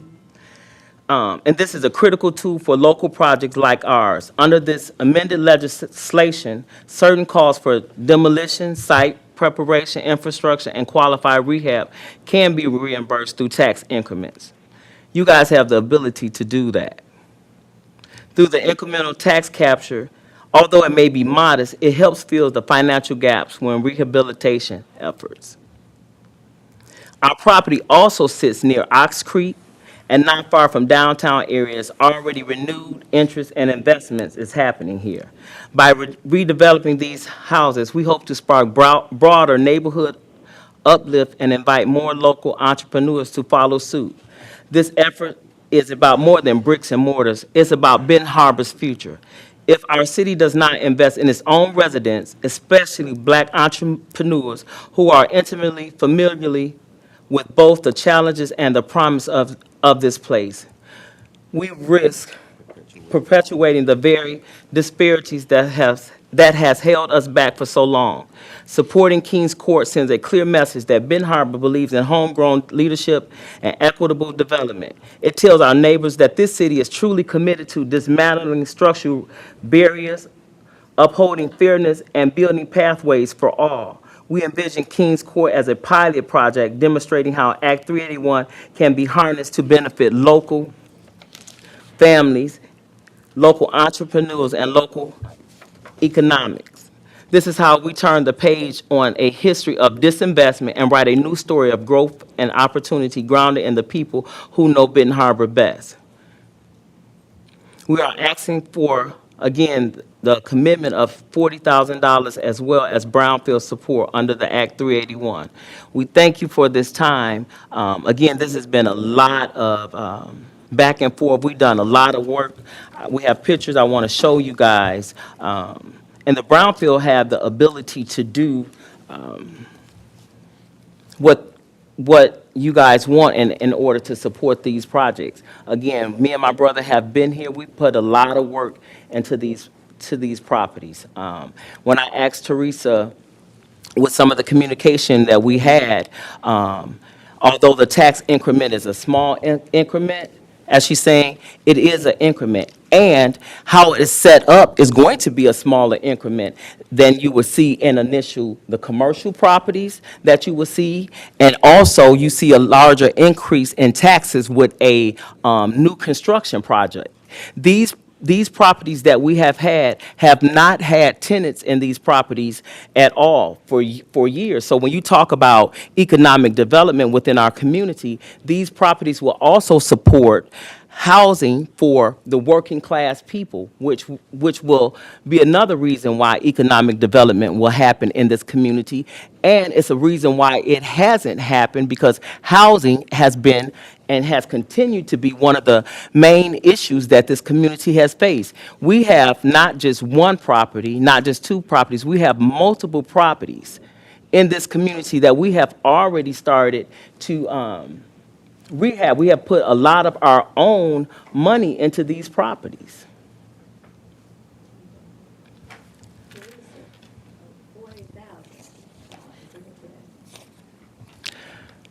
Outside of, we got to go back to all the 381. Send that letter to Act 381. Send that letter to them, to the state. But outside of that, that's a very good matter. The Act 381 is that's the tool that you guys have to use. Yeah, So you can still send them that letter. right, so I'm coming to you Yeah, I know, to you can still send that letter to them, and she can send it to them. Okay, so how can she get that 40,000? Well, we're talking about a few different things here, so I just want to keep it clear. This evaluation was just evaluating a brownfield plan as a tool. This ask for $40,000 up front would be outside of a brownfield plan. That's a separate ask. So this board, she does have eligible properties, she has eligible activities. You can choose to support that. You have LBRF funds. I'm not aware if you have an official policy in place with how you use those. Most boards want them to be sustainable. So if you choose outside of a brownfield plan to want to support this project, then you would need to discuss what that looks like on how you donate to the project using your LBRF funds. The one thing I want to mention, it does have to be eligible costs. The 711 East High Street, since that's new construction, is not part of this qualified rental rehab, so that one wouldn't be part of it. But this 700,000, and I did pull up table 1 in here, does not include 711. So that 700,000 is everything that is eligible under Act 381. It also, Ivy shows the breakdown of the 18,000. So just keep in mind that if you're talking about 40,000, that's separate than a brownfield plan. If you talk about a loan or a grant through your LBRF funds, that's separate from a brownfield plan. We did not, we really did not want to do it.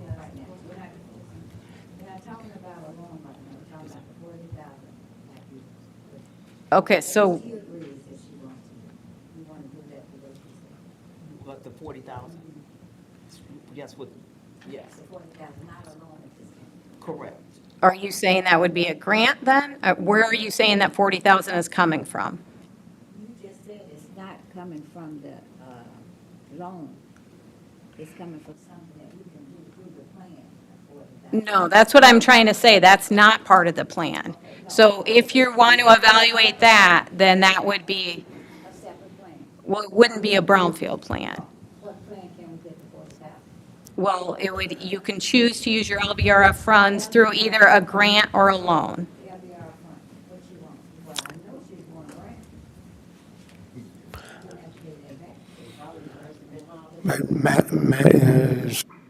Where I was, is what is then the rule when other people come in and ask for the same thing?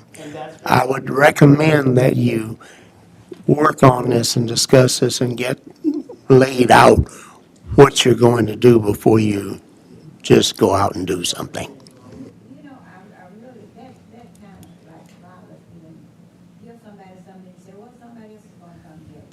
Let's do this by precedent. And- Okay. Oh, Mike. Let's do this by, she comes. Now, if somebody else comes, they may not be sitting where she's sitting. They may not have put all the things in place like she's put it in place. They may not have got all these properties. They might have one or two. We just evaluate it case by case as far as I'm concerned. You do case by case basis and don't do a precedent on what somebody else is going to do or say. Now, Madam Chair. what are you saying, Ms. No, Keith? I was asking also, we had someone else with us, Bertha. Yeah, we understand her, Madam that. Chair. But you're doing good enough by yourself. Oh. We visited this years ago. Yeah. Before we got to this point of this law changing. Yeah. And we had an attorney. Right. They had to make sure that nobody ended up in orange jumpsuits. So That's I right. assumed, because see, if you do it and it's done improperly, I'm just gonna be quiet and listen. How about? Okay. Miss, I have a question. She's asking for a $40 upfront, but can that be applied toward the Brownfield plan?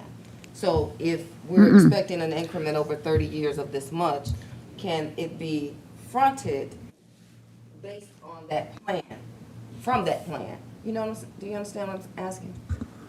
There's mechanisms by statute of how a brownfield plan works. And so you can only collect the tax increment that's generated, and that's over That's right. time.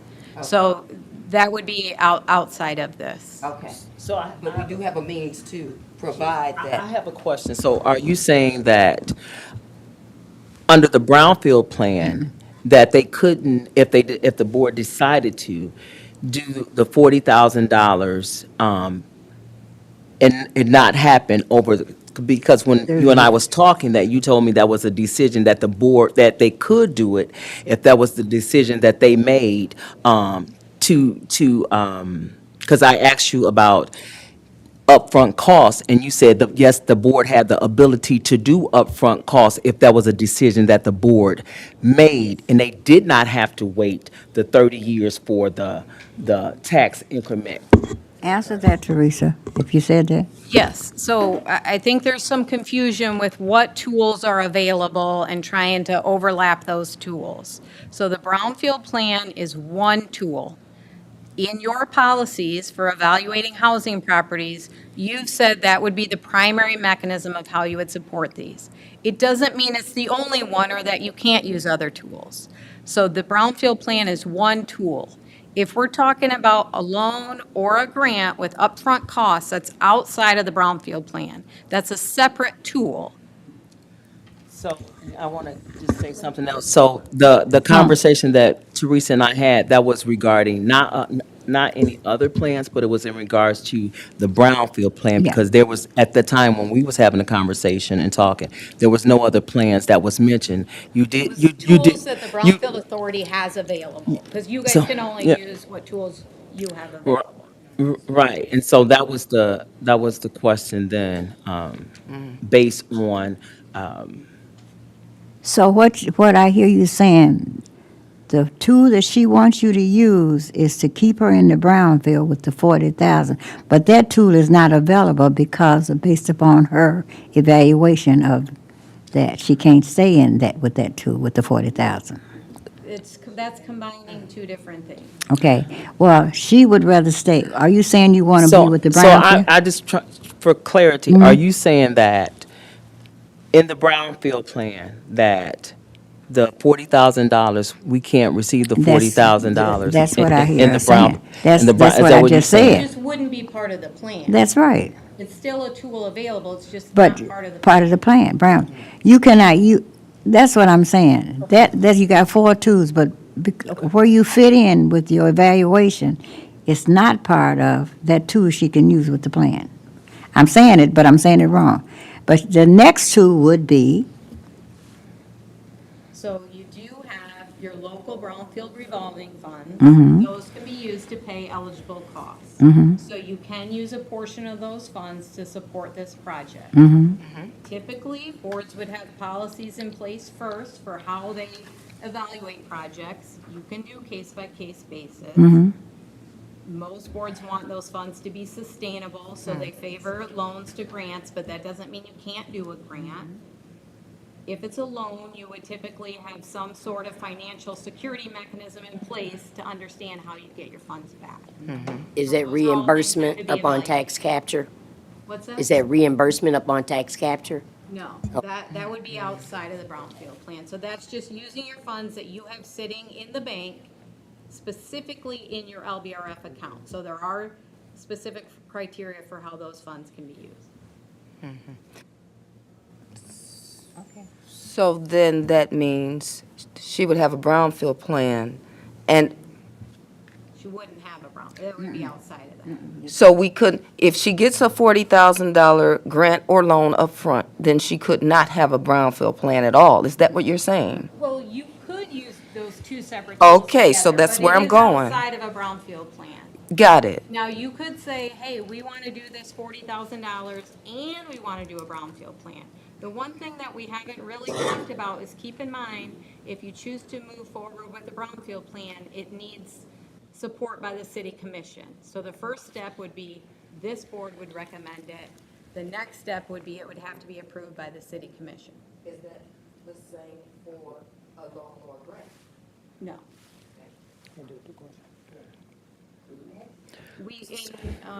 Member Adams did mention your legal counsel. You do have active legal counsel to this board. If there's any questions that we want legal to review, we can certainly do that. So, okay, so then with a grant, that will not have to be reimbursed, and the board have have the authority to make that decision? Okay. Okay. So, okay, so,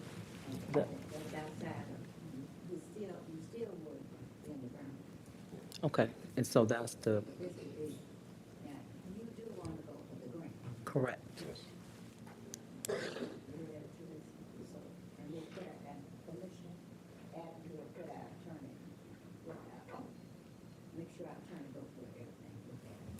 Okay, so you're directing me to speak with the attorney to say if this board chooses to do a $40,000 upfront grant, you just want confirmation that you are allowed to do that and that's amenable with statute. But should there be a time on that talking to the attorney, because he's costing what? Well, she got to get information. Yeah, gotta be done. And during that time, can we work on putting that policy together with the attorney? And the loan process as well. So while we have him, just get it out of the way, and we won't be covering more costs for the attorney up the street. Take care of it now. The tool is already there. tool is there, what I believe I hear you saying is set up policies and procedures to how you use that tool. Exactly, and how we want to make sure that everything is legal with the law of the state of Michigan. And Mr. Little would also. Now, while we're waiting for that, I would be remiss, I would be remiss, all the work that Ms. King has done in this community. Come on, baby, you got something to say, but I want to get this taken care of first.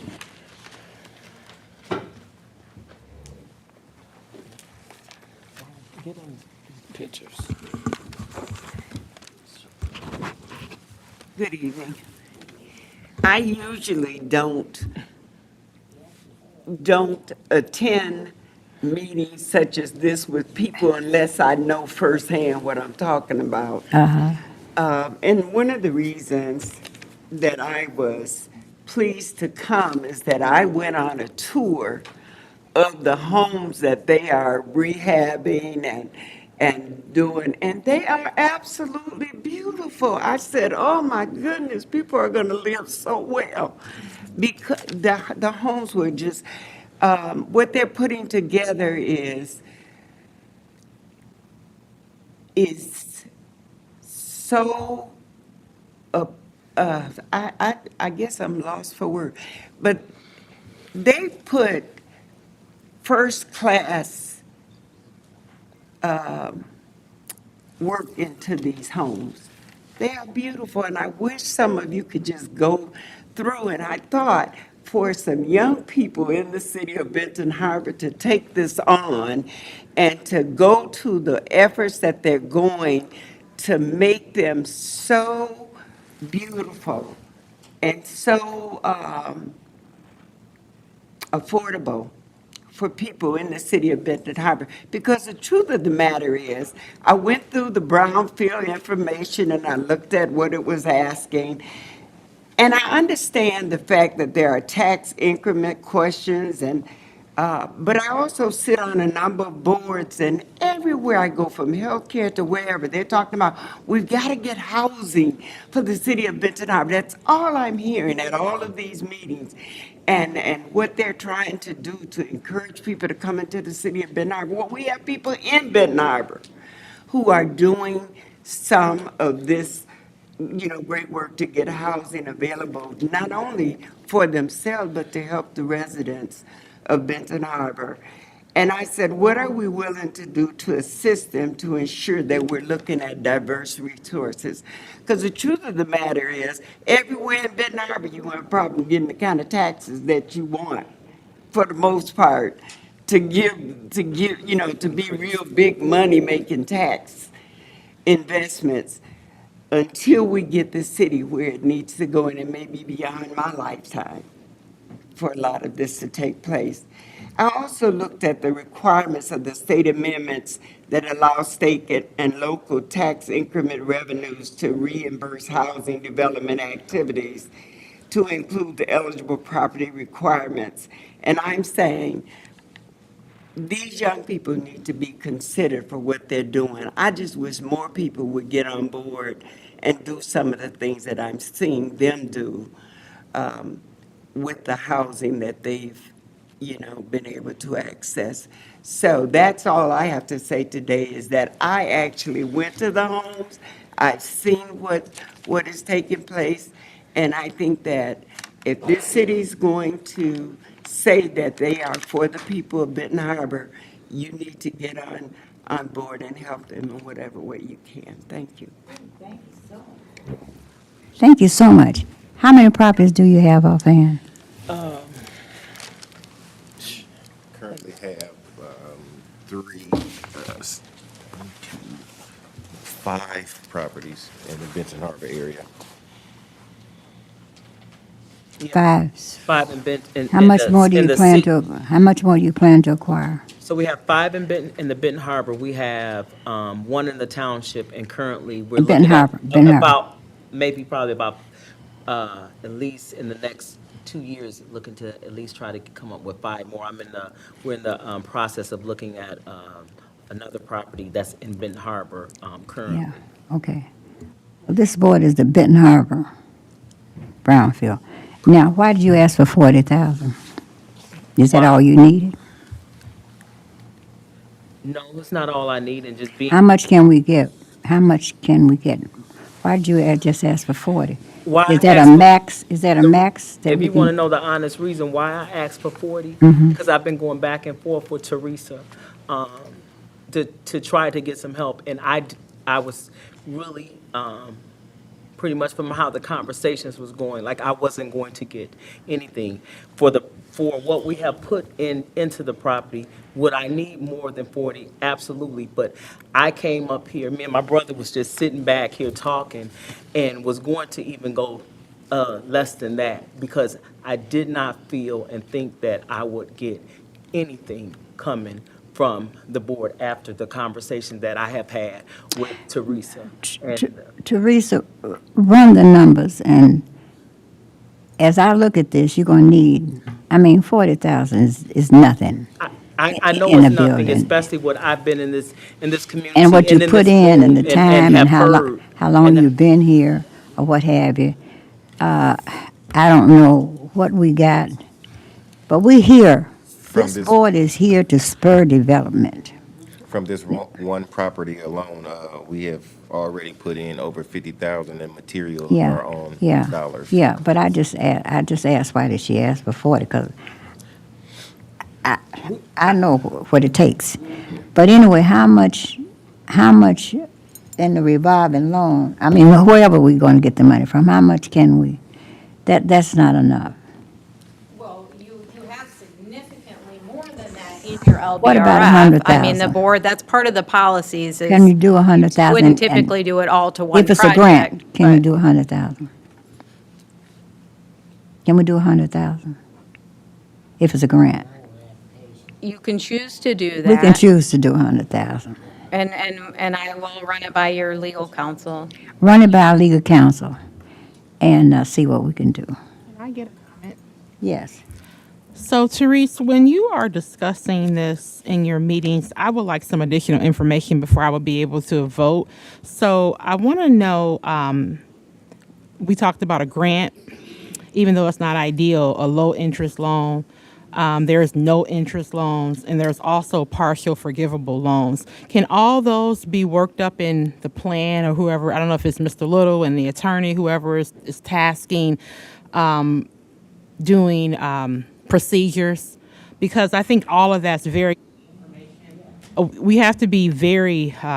This is the first time we're doing something, and we can sit here and say it's not going to set precedent, but it is going to set precedent. And unfortunately, if you get every single week another person, I'm just being realistic, coming in, you would go bankrupt giving everybody $100,000. So I would love to have a procedure and policy in place, and then criterias for how you would be eligible for a grant, a low interest, a no interest loan, and a partial forgivable loan.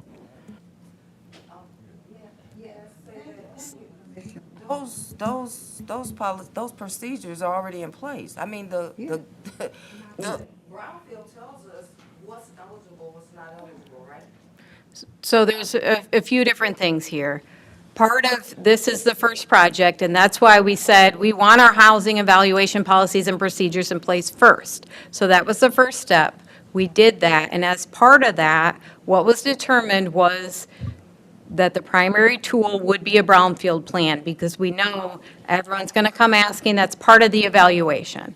So my conversations with Ms. King were, the board has decided their primary mechanism is a brownfield plan. That's why she was hearing from me, this plan isn't looking like it's going to make sense, and that's their primary tool. Now, Member Chandler, you're asking, don't we already have statute that tells you what you can do? Yes and no. Statute says, how you can use your funds, what's eligible. The things that Member Warren is talking about, evaluating whether we use a low-interest loan, whether you do a grant and criteria to evaluate that, those are policies and procedures and how you use your LBRF funds. And Absolutely, those absolutely. have not been established. And I understand the reason for those is to be fair, to have a process that everybody already knows what happens. But what I hear our chair saying is that we're gonna evaluate those on a case-by-case basis, and in doing that, then we can still have policies, procedures, that's fine. But Everything's so high now, materials, wood, everything's gone up from the time. When you said that 40,000 things and jumped up so high, you can't do nothing with $40,000. We got to understand money. And so what we think about is that we so used to doing so much with so little. Somebody else come and sit over that table, they ask for 200,000 and we say yes without blinking an eye. Without blinking an eye. We got to say we don't care who it is. But we got to have the processes, as Commissioner Warren say, we got to make sure it's done decently and in order. And we got to do what she say, because it is, I just said it wasn't going to set a precedent, but it is going to set a precedent. But if my children come and say they need shoes, one's going to get them, and I'll evaluate which one needs it the most and how I can. These other ones want shoes because she got 4 up on the bed. Just because somebody else got some shoes, she wants some. So we got to evaluate. Absolutely. That's right.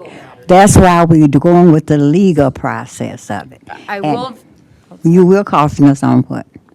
I apologize, I did not mean to interrupt, but the one thing I do need to check on, the one thing that did recently change with statute for the LBRF funds, it used to be that the property had to be as part of a brownfield plan. They Is it part recently of a changed brownfield it that plan? it does not have to be in a brownfield plan. Your The thing that property's in a I'm brownfield. not sure about is if it's not in a brownfield plan, clearly we have eligible activities, but we'd have to figure out, what do you need to memorialize that? Is a memo that talks about acceptable? Do you still need to do the annual income monitoring? Well, Is can we that not grandfather her in the required? brownfield plan? So I Are will you in the seek brownfield legal plan? clarity on that. Are you in a brownfield plan? No. No. Okay, can we grandfather her in? No, we would have to establish one, but what I'm saying is statute changed, you don't need to do that anymore. Okay. I just want to, Oh, I'll okay. ask legal for what kind of documentation or what requirements are needed if it's not. Okay. Well, we'll run it past the attorney and see what we can do. And as Commissioner said, what all did you say, Commissioner Warren? You need me to repeat the list, or do you have it? You wanted policies to evaluate a low-interest loan, a no-interest loan, a grant, and criteria to evaluate? Okay. Does any of those require a brownfield plan? No.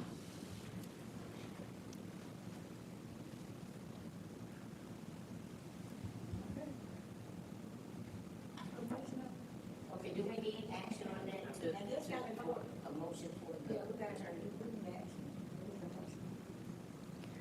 So it depends on what you want to do. You can direct me to seek legal clarity on that first. You can make a decision pending legal clarity.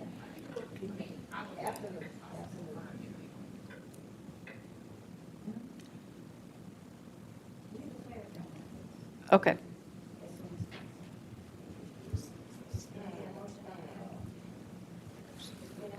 You could make a motion, that way it's formalized exactly what the board is directing me to do. I think that would be good.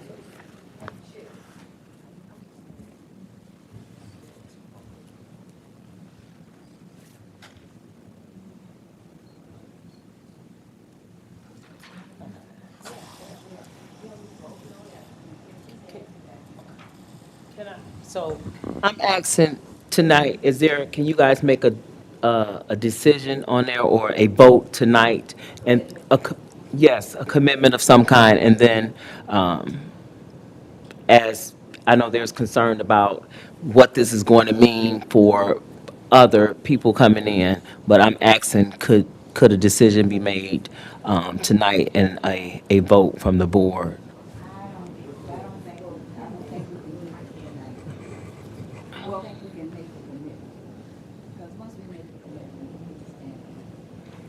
Once we make the commitment, we need to stand behind our commitment. I know we want to get it expedite as soon as possible and get the information and have her to work on this. But I wouldn't want to commit something to you that legally is going to put us in a bind that we couldn't deliver. So we want to be as fair as possible with you because we're trying to work with you and help you. And I know you need the money. I know you've invested, and I know you want this to work for us. But we, as a board, we still have to do this. We can't make that commitment tonight, not to you. So we want to hear what our attorney says and see what we can do.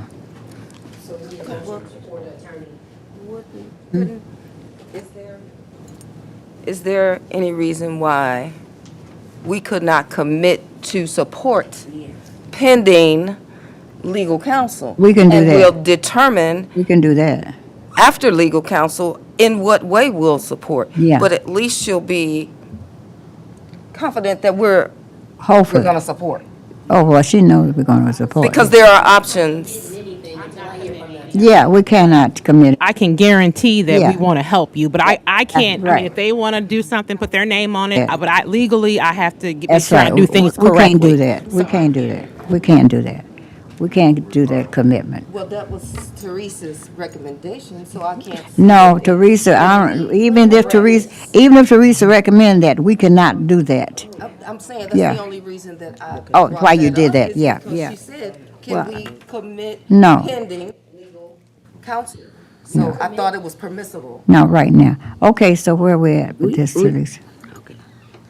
Oh, the reason I think the question comes, certain things you all seek legal counseling on. That's Because right. we gave that money right out and no legal counsel behind what we That gave. was in the law of Act 381. We could do marketing. But there was something that said education too in there. No, we cannot do education. We didn't put education in there. Only marketing. That was in the law of 381. This is outside of the law. This is outside of Brownfield, what we're doing now. Okay. Are you going to make a motion so that we have it in writing and clear exactly what you want me to do to seek State the legal motion review? then. State it. You state it, so we'll be clear. That we want to seek legal counsel to see if we can give If Ms. this King. board is choosing to direct staff to seek legal counsel for clarification on what is allowable Mm-hmm. under Act 381 for the use, This we is not have to coming do on. it under Act 381. It's not coming on Act 381. Go ahead. Well, everything you do is under Yeah, Act yeah, 381. Okay. Yeah, right. Mhm. For the options available using LBRF funds. Right. Including grants, loans in the form of a low-interest loan, no-interest loan, partially forgivable loan. Is that what you said? So Yeah. And out of the 20 million, how much have we regained? Absolutely. How much have we regained? And we're going to get a return. That's why I asked how many properties, how many for Benton Harbor. They're going to go on the tax roll. so When you get these houses and people get in them, they're going to go on the house roll. That motion? Yeah. I got it, I need someone to officially make it. I didn't get who made it. You. Oh, well. Well, I can't make a yeah. motion. Santina? Can't make no motion. Okay, it's already made, already made. Yeah, she just made it. Santina. Okay. So moved, the motion. And Clark? Okay.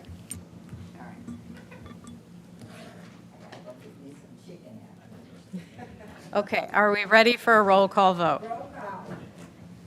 Mary Alice Adams. Satana Warren. yes. Ivy Chandler. Miguel Clark. Yes. Emma Kennard. James Child. Yes. Chair Hull. Yes. Okay, motion carries 7-0. I will seek clarification from your legal counsel. Could we expect to hear something? Yes, absolutely, I'll keep you informed. I said, when could we expect to hear? Oh, I'll keep you informed as I speak with him.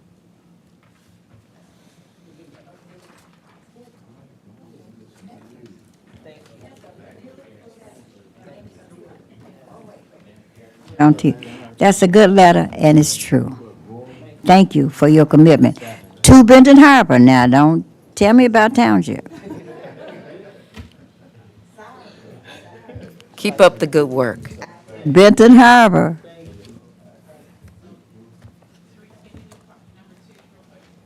Yes, very quickly. The last item on here is the US EPA grant application update. The full application is in your packet. I'm not going to go through that in detail. What I will say is that essentially this is a snapshot in time that tells the story of some priorities of the current need. If you're successful in securing this, this would be a citywide grant that could be used across the city for assessment needs and cleanup planning, not actual cleanup, but any cleanup planning and assessment across the city over a 4-year period. The request was for $500,000. We anticipate that announcements will be made around May, so we've got a little bit of a waiting period here, but the full application is in your packet. Happy to answer any questions. Question. Teresa, is that this document back here Yes. that leaves out the main source of the Brownfield Authority Board that put forth this initiative? It's pages 53 to 67 of your packet. So we Yeah, had that's the city is the main applicant and not the BRA because Okay. of, I can't remember if it was the DUNS number. There was the way The that that DUNS, things are the DUNS. structured, why the city DUNS. is the applicant. Yeah. So,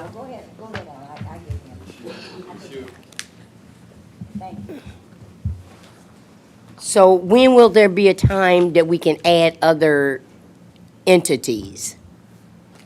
So you mean like community engagement partners? Yes. So I think that would be, if you're awarded, once we move Okay, forward with so we'll just implementing wait, that. yeah. So again, you guys are fortunate enough that you have a lot of very strong community engagement partners. So you can certainly use more than what's included in here. Yes. Again, it's kind of like, here's a snapshot of what we have available to Can you, us. can you, that are can you give recognized us partners. give us an idea of what this would look like with the 20 million that we were awarded? How would that work together when, I'm gonna claim that, when we're What was awarded that- this? What was that 20 million awarded for? It was basically the Justice 40 initiative for overall quite a few things, but I think that it's for like a 16 block, I forgot what it's called, but it's a 16 block initiative to ensure that we are building hubs for like emergency ready preparedness within that 16 block range. I know that we're working from the Armory to Empire, and I'm not sure what route we're going to take, but we're working on an energy efficiency thing to where we're not only going to have our homes and everything on energy efficiency savings, but selling energy to outside communities as well. So, I mean, I can't speak to that Okay. grant and those funds And I'm just bringing specifically. it up because but I- we all need to be on one page and making sure that everything is working together. Absolutely, and that's what I was going to say, is this application, you know, we met with Alex Little, we reviewed the city's Yeah. existing master plan. Yeah. So it's very much in line with what are Okay. the city's goals according to that master plan. Okay. I imagine the same considerations were in that. So you could absolutely layer both. For example, maybe this one is a new property wants to be acquired, and a phase 1 and a phase 2 environmental site assessments need to be done. So these funds are used for that. If that has something to do with Yeah. redevelopment, maybe that's a next step. Just ask that question because if we're not mindful of things like this, it's just like when we passed the income tax.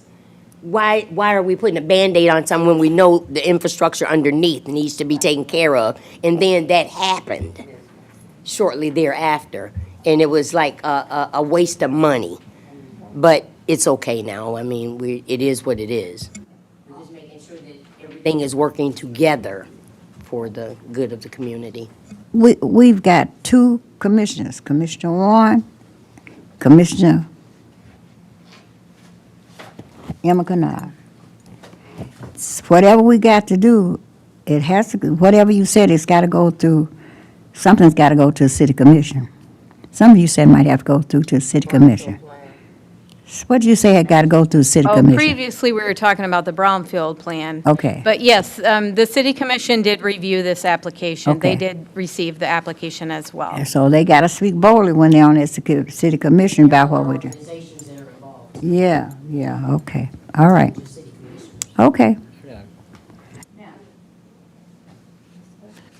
I'm looking at these location, and I'd like to know how they came about, like who chose these areas, this area. The areas, it was a combination of what are existing goals in the city master plans, communication with Alex Little of developments that we know are in place that align with city goals. We had to have enough information that we could tell the story for what they're looking for, of why the need is there. So it was a combination of those factors. But again, if you're successful in securing this grant, it can be used citywide. Okay, so it can be used, right? It can go beyond what listing from this. Absolutely, Okay. absolutely. Any other questions? All right, next, comments, new business, none of business, members' comments, y'all.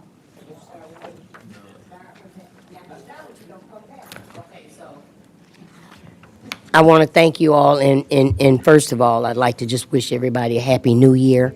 Looking forward to some great things that are going on so many different levels. I want to go into a brief discussion on something that I brought forth a couple of months ago on the purchase of 275 Pipestone. And what I'd like to do is make a motion that we do not support the purchase of that property.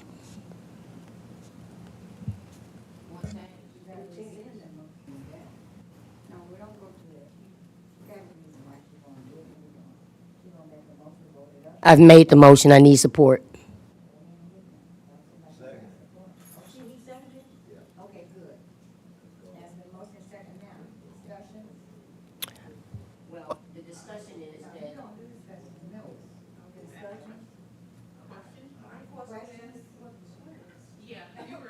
I'm sorry.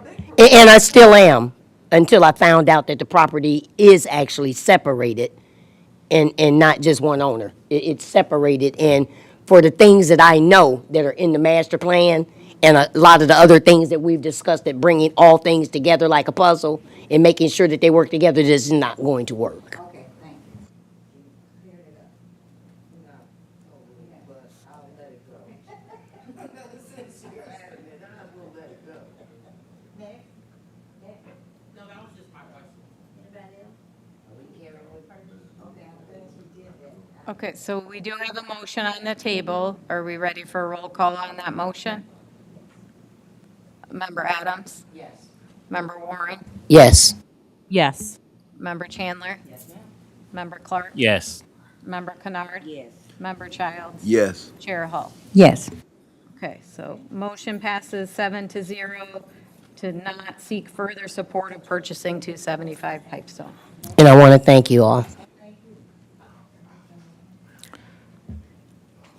Here again, if I didn't say that to everyone, I wanted to address the marketing sponsorship we're doing. So I am going to take the lead on ordering, because I want it to be legit. So I'll take the lead on ordering. Well, I'll get with Therese, because I don't even know how I'm getting funding to order. But we can do posters behind the table. We can have something in front of the table. So Therese, I will reach out to you tonight or tomorrow on how I get funding to do that. I don't know if that's out of the budget we gave or what, but I definitely want it to be legit. And then the other piece is I would like to get some photos, if we have any in stock, of previous projects, and then like the dollar amount, or if we have a success, like we have a lot of success stories, so we could like talk about some of the success stories about bringing development into the city. So I would like to have that on the posters behind our table.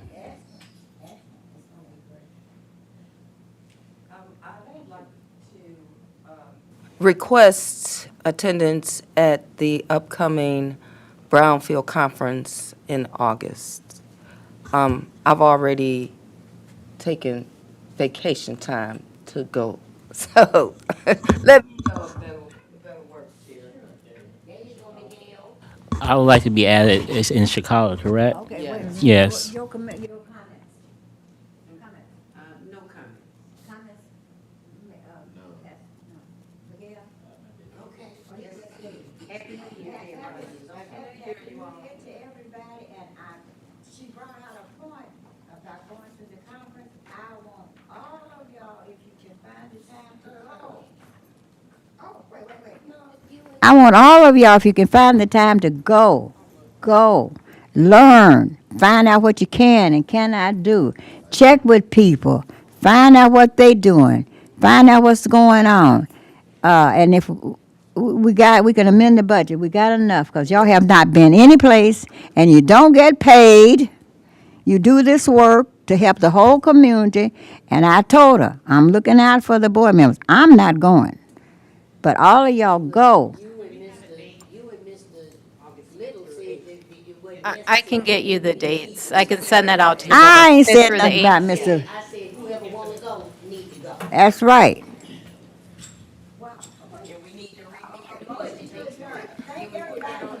We already Motion have to adjourn. budget for that. Yep. We need to vote on the next 2 months. I mean, November, December next year. But we'll do that on the next meeting. Yeah, because you didn't want to have that on the agenda this month.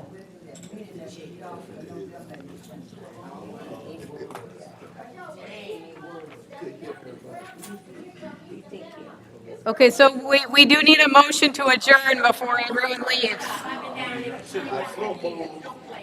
Okay. Childs. I heard Clark first, if you're okay, okay.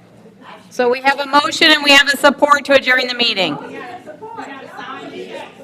Yes.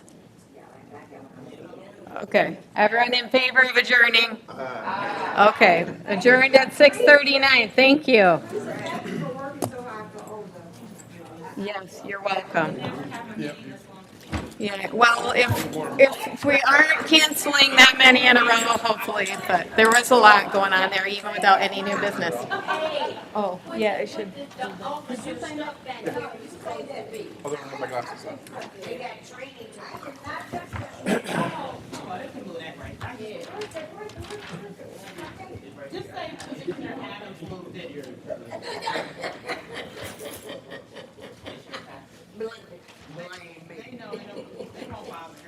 Look, they probably put it on me anyway.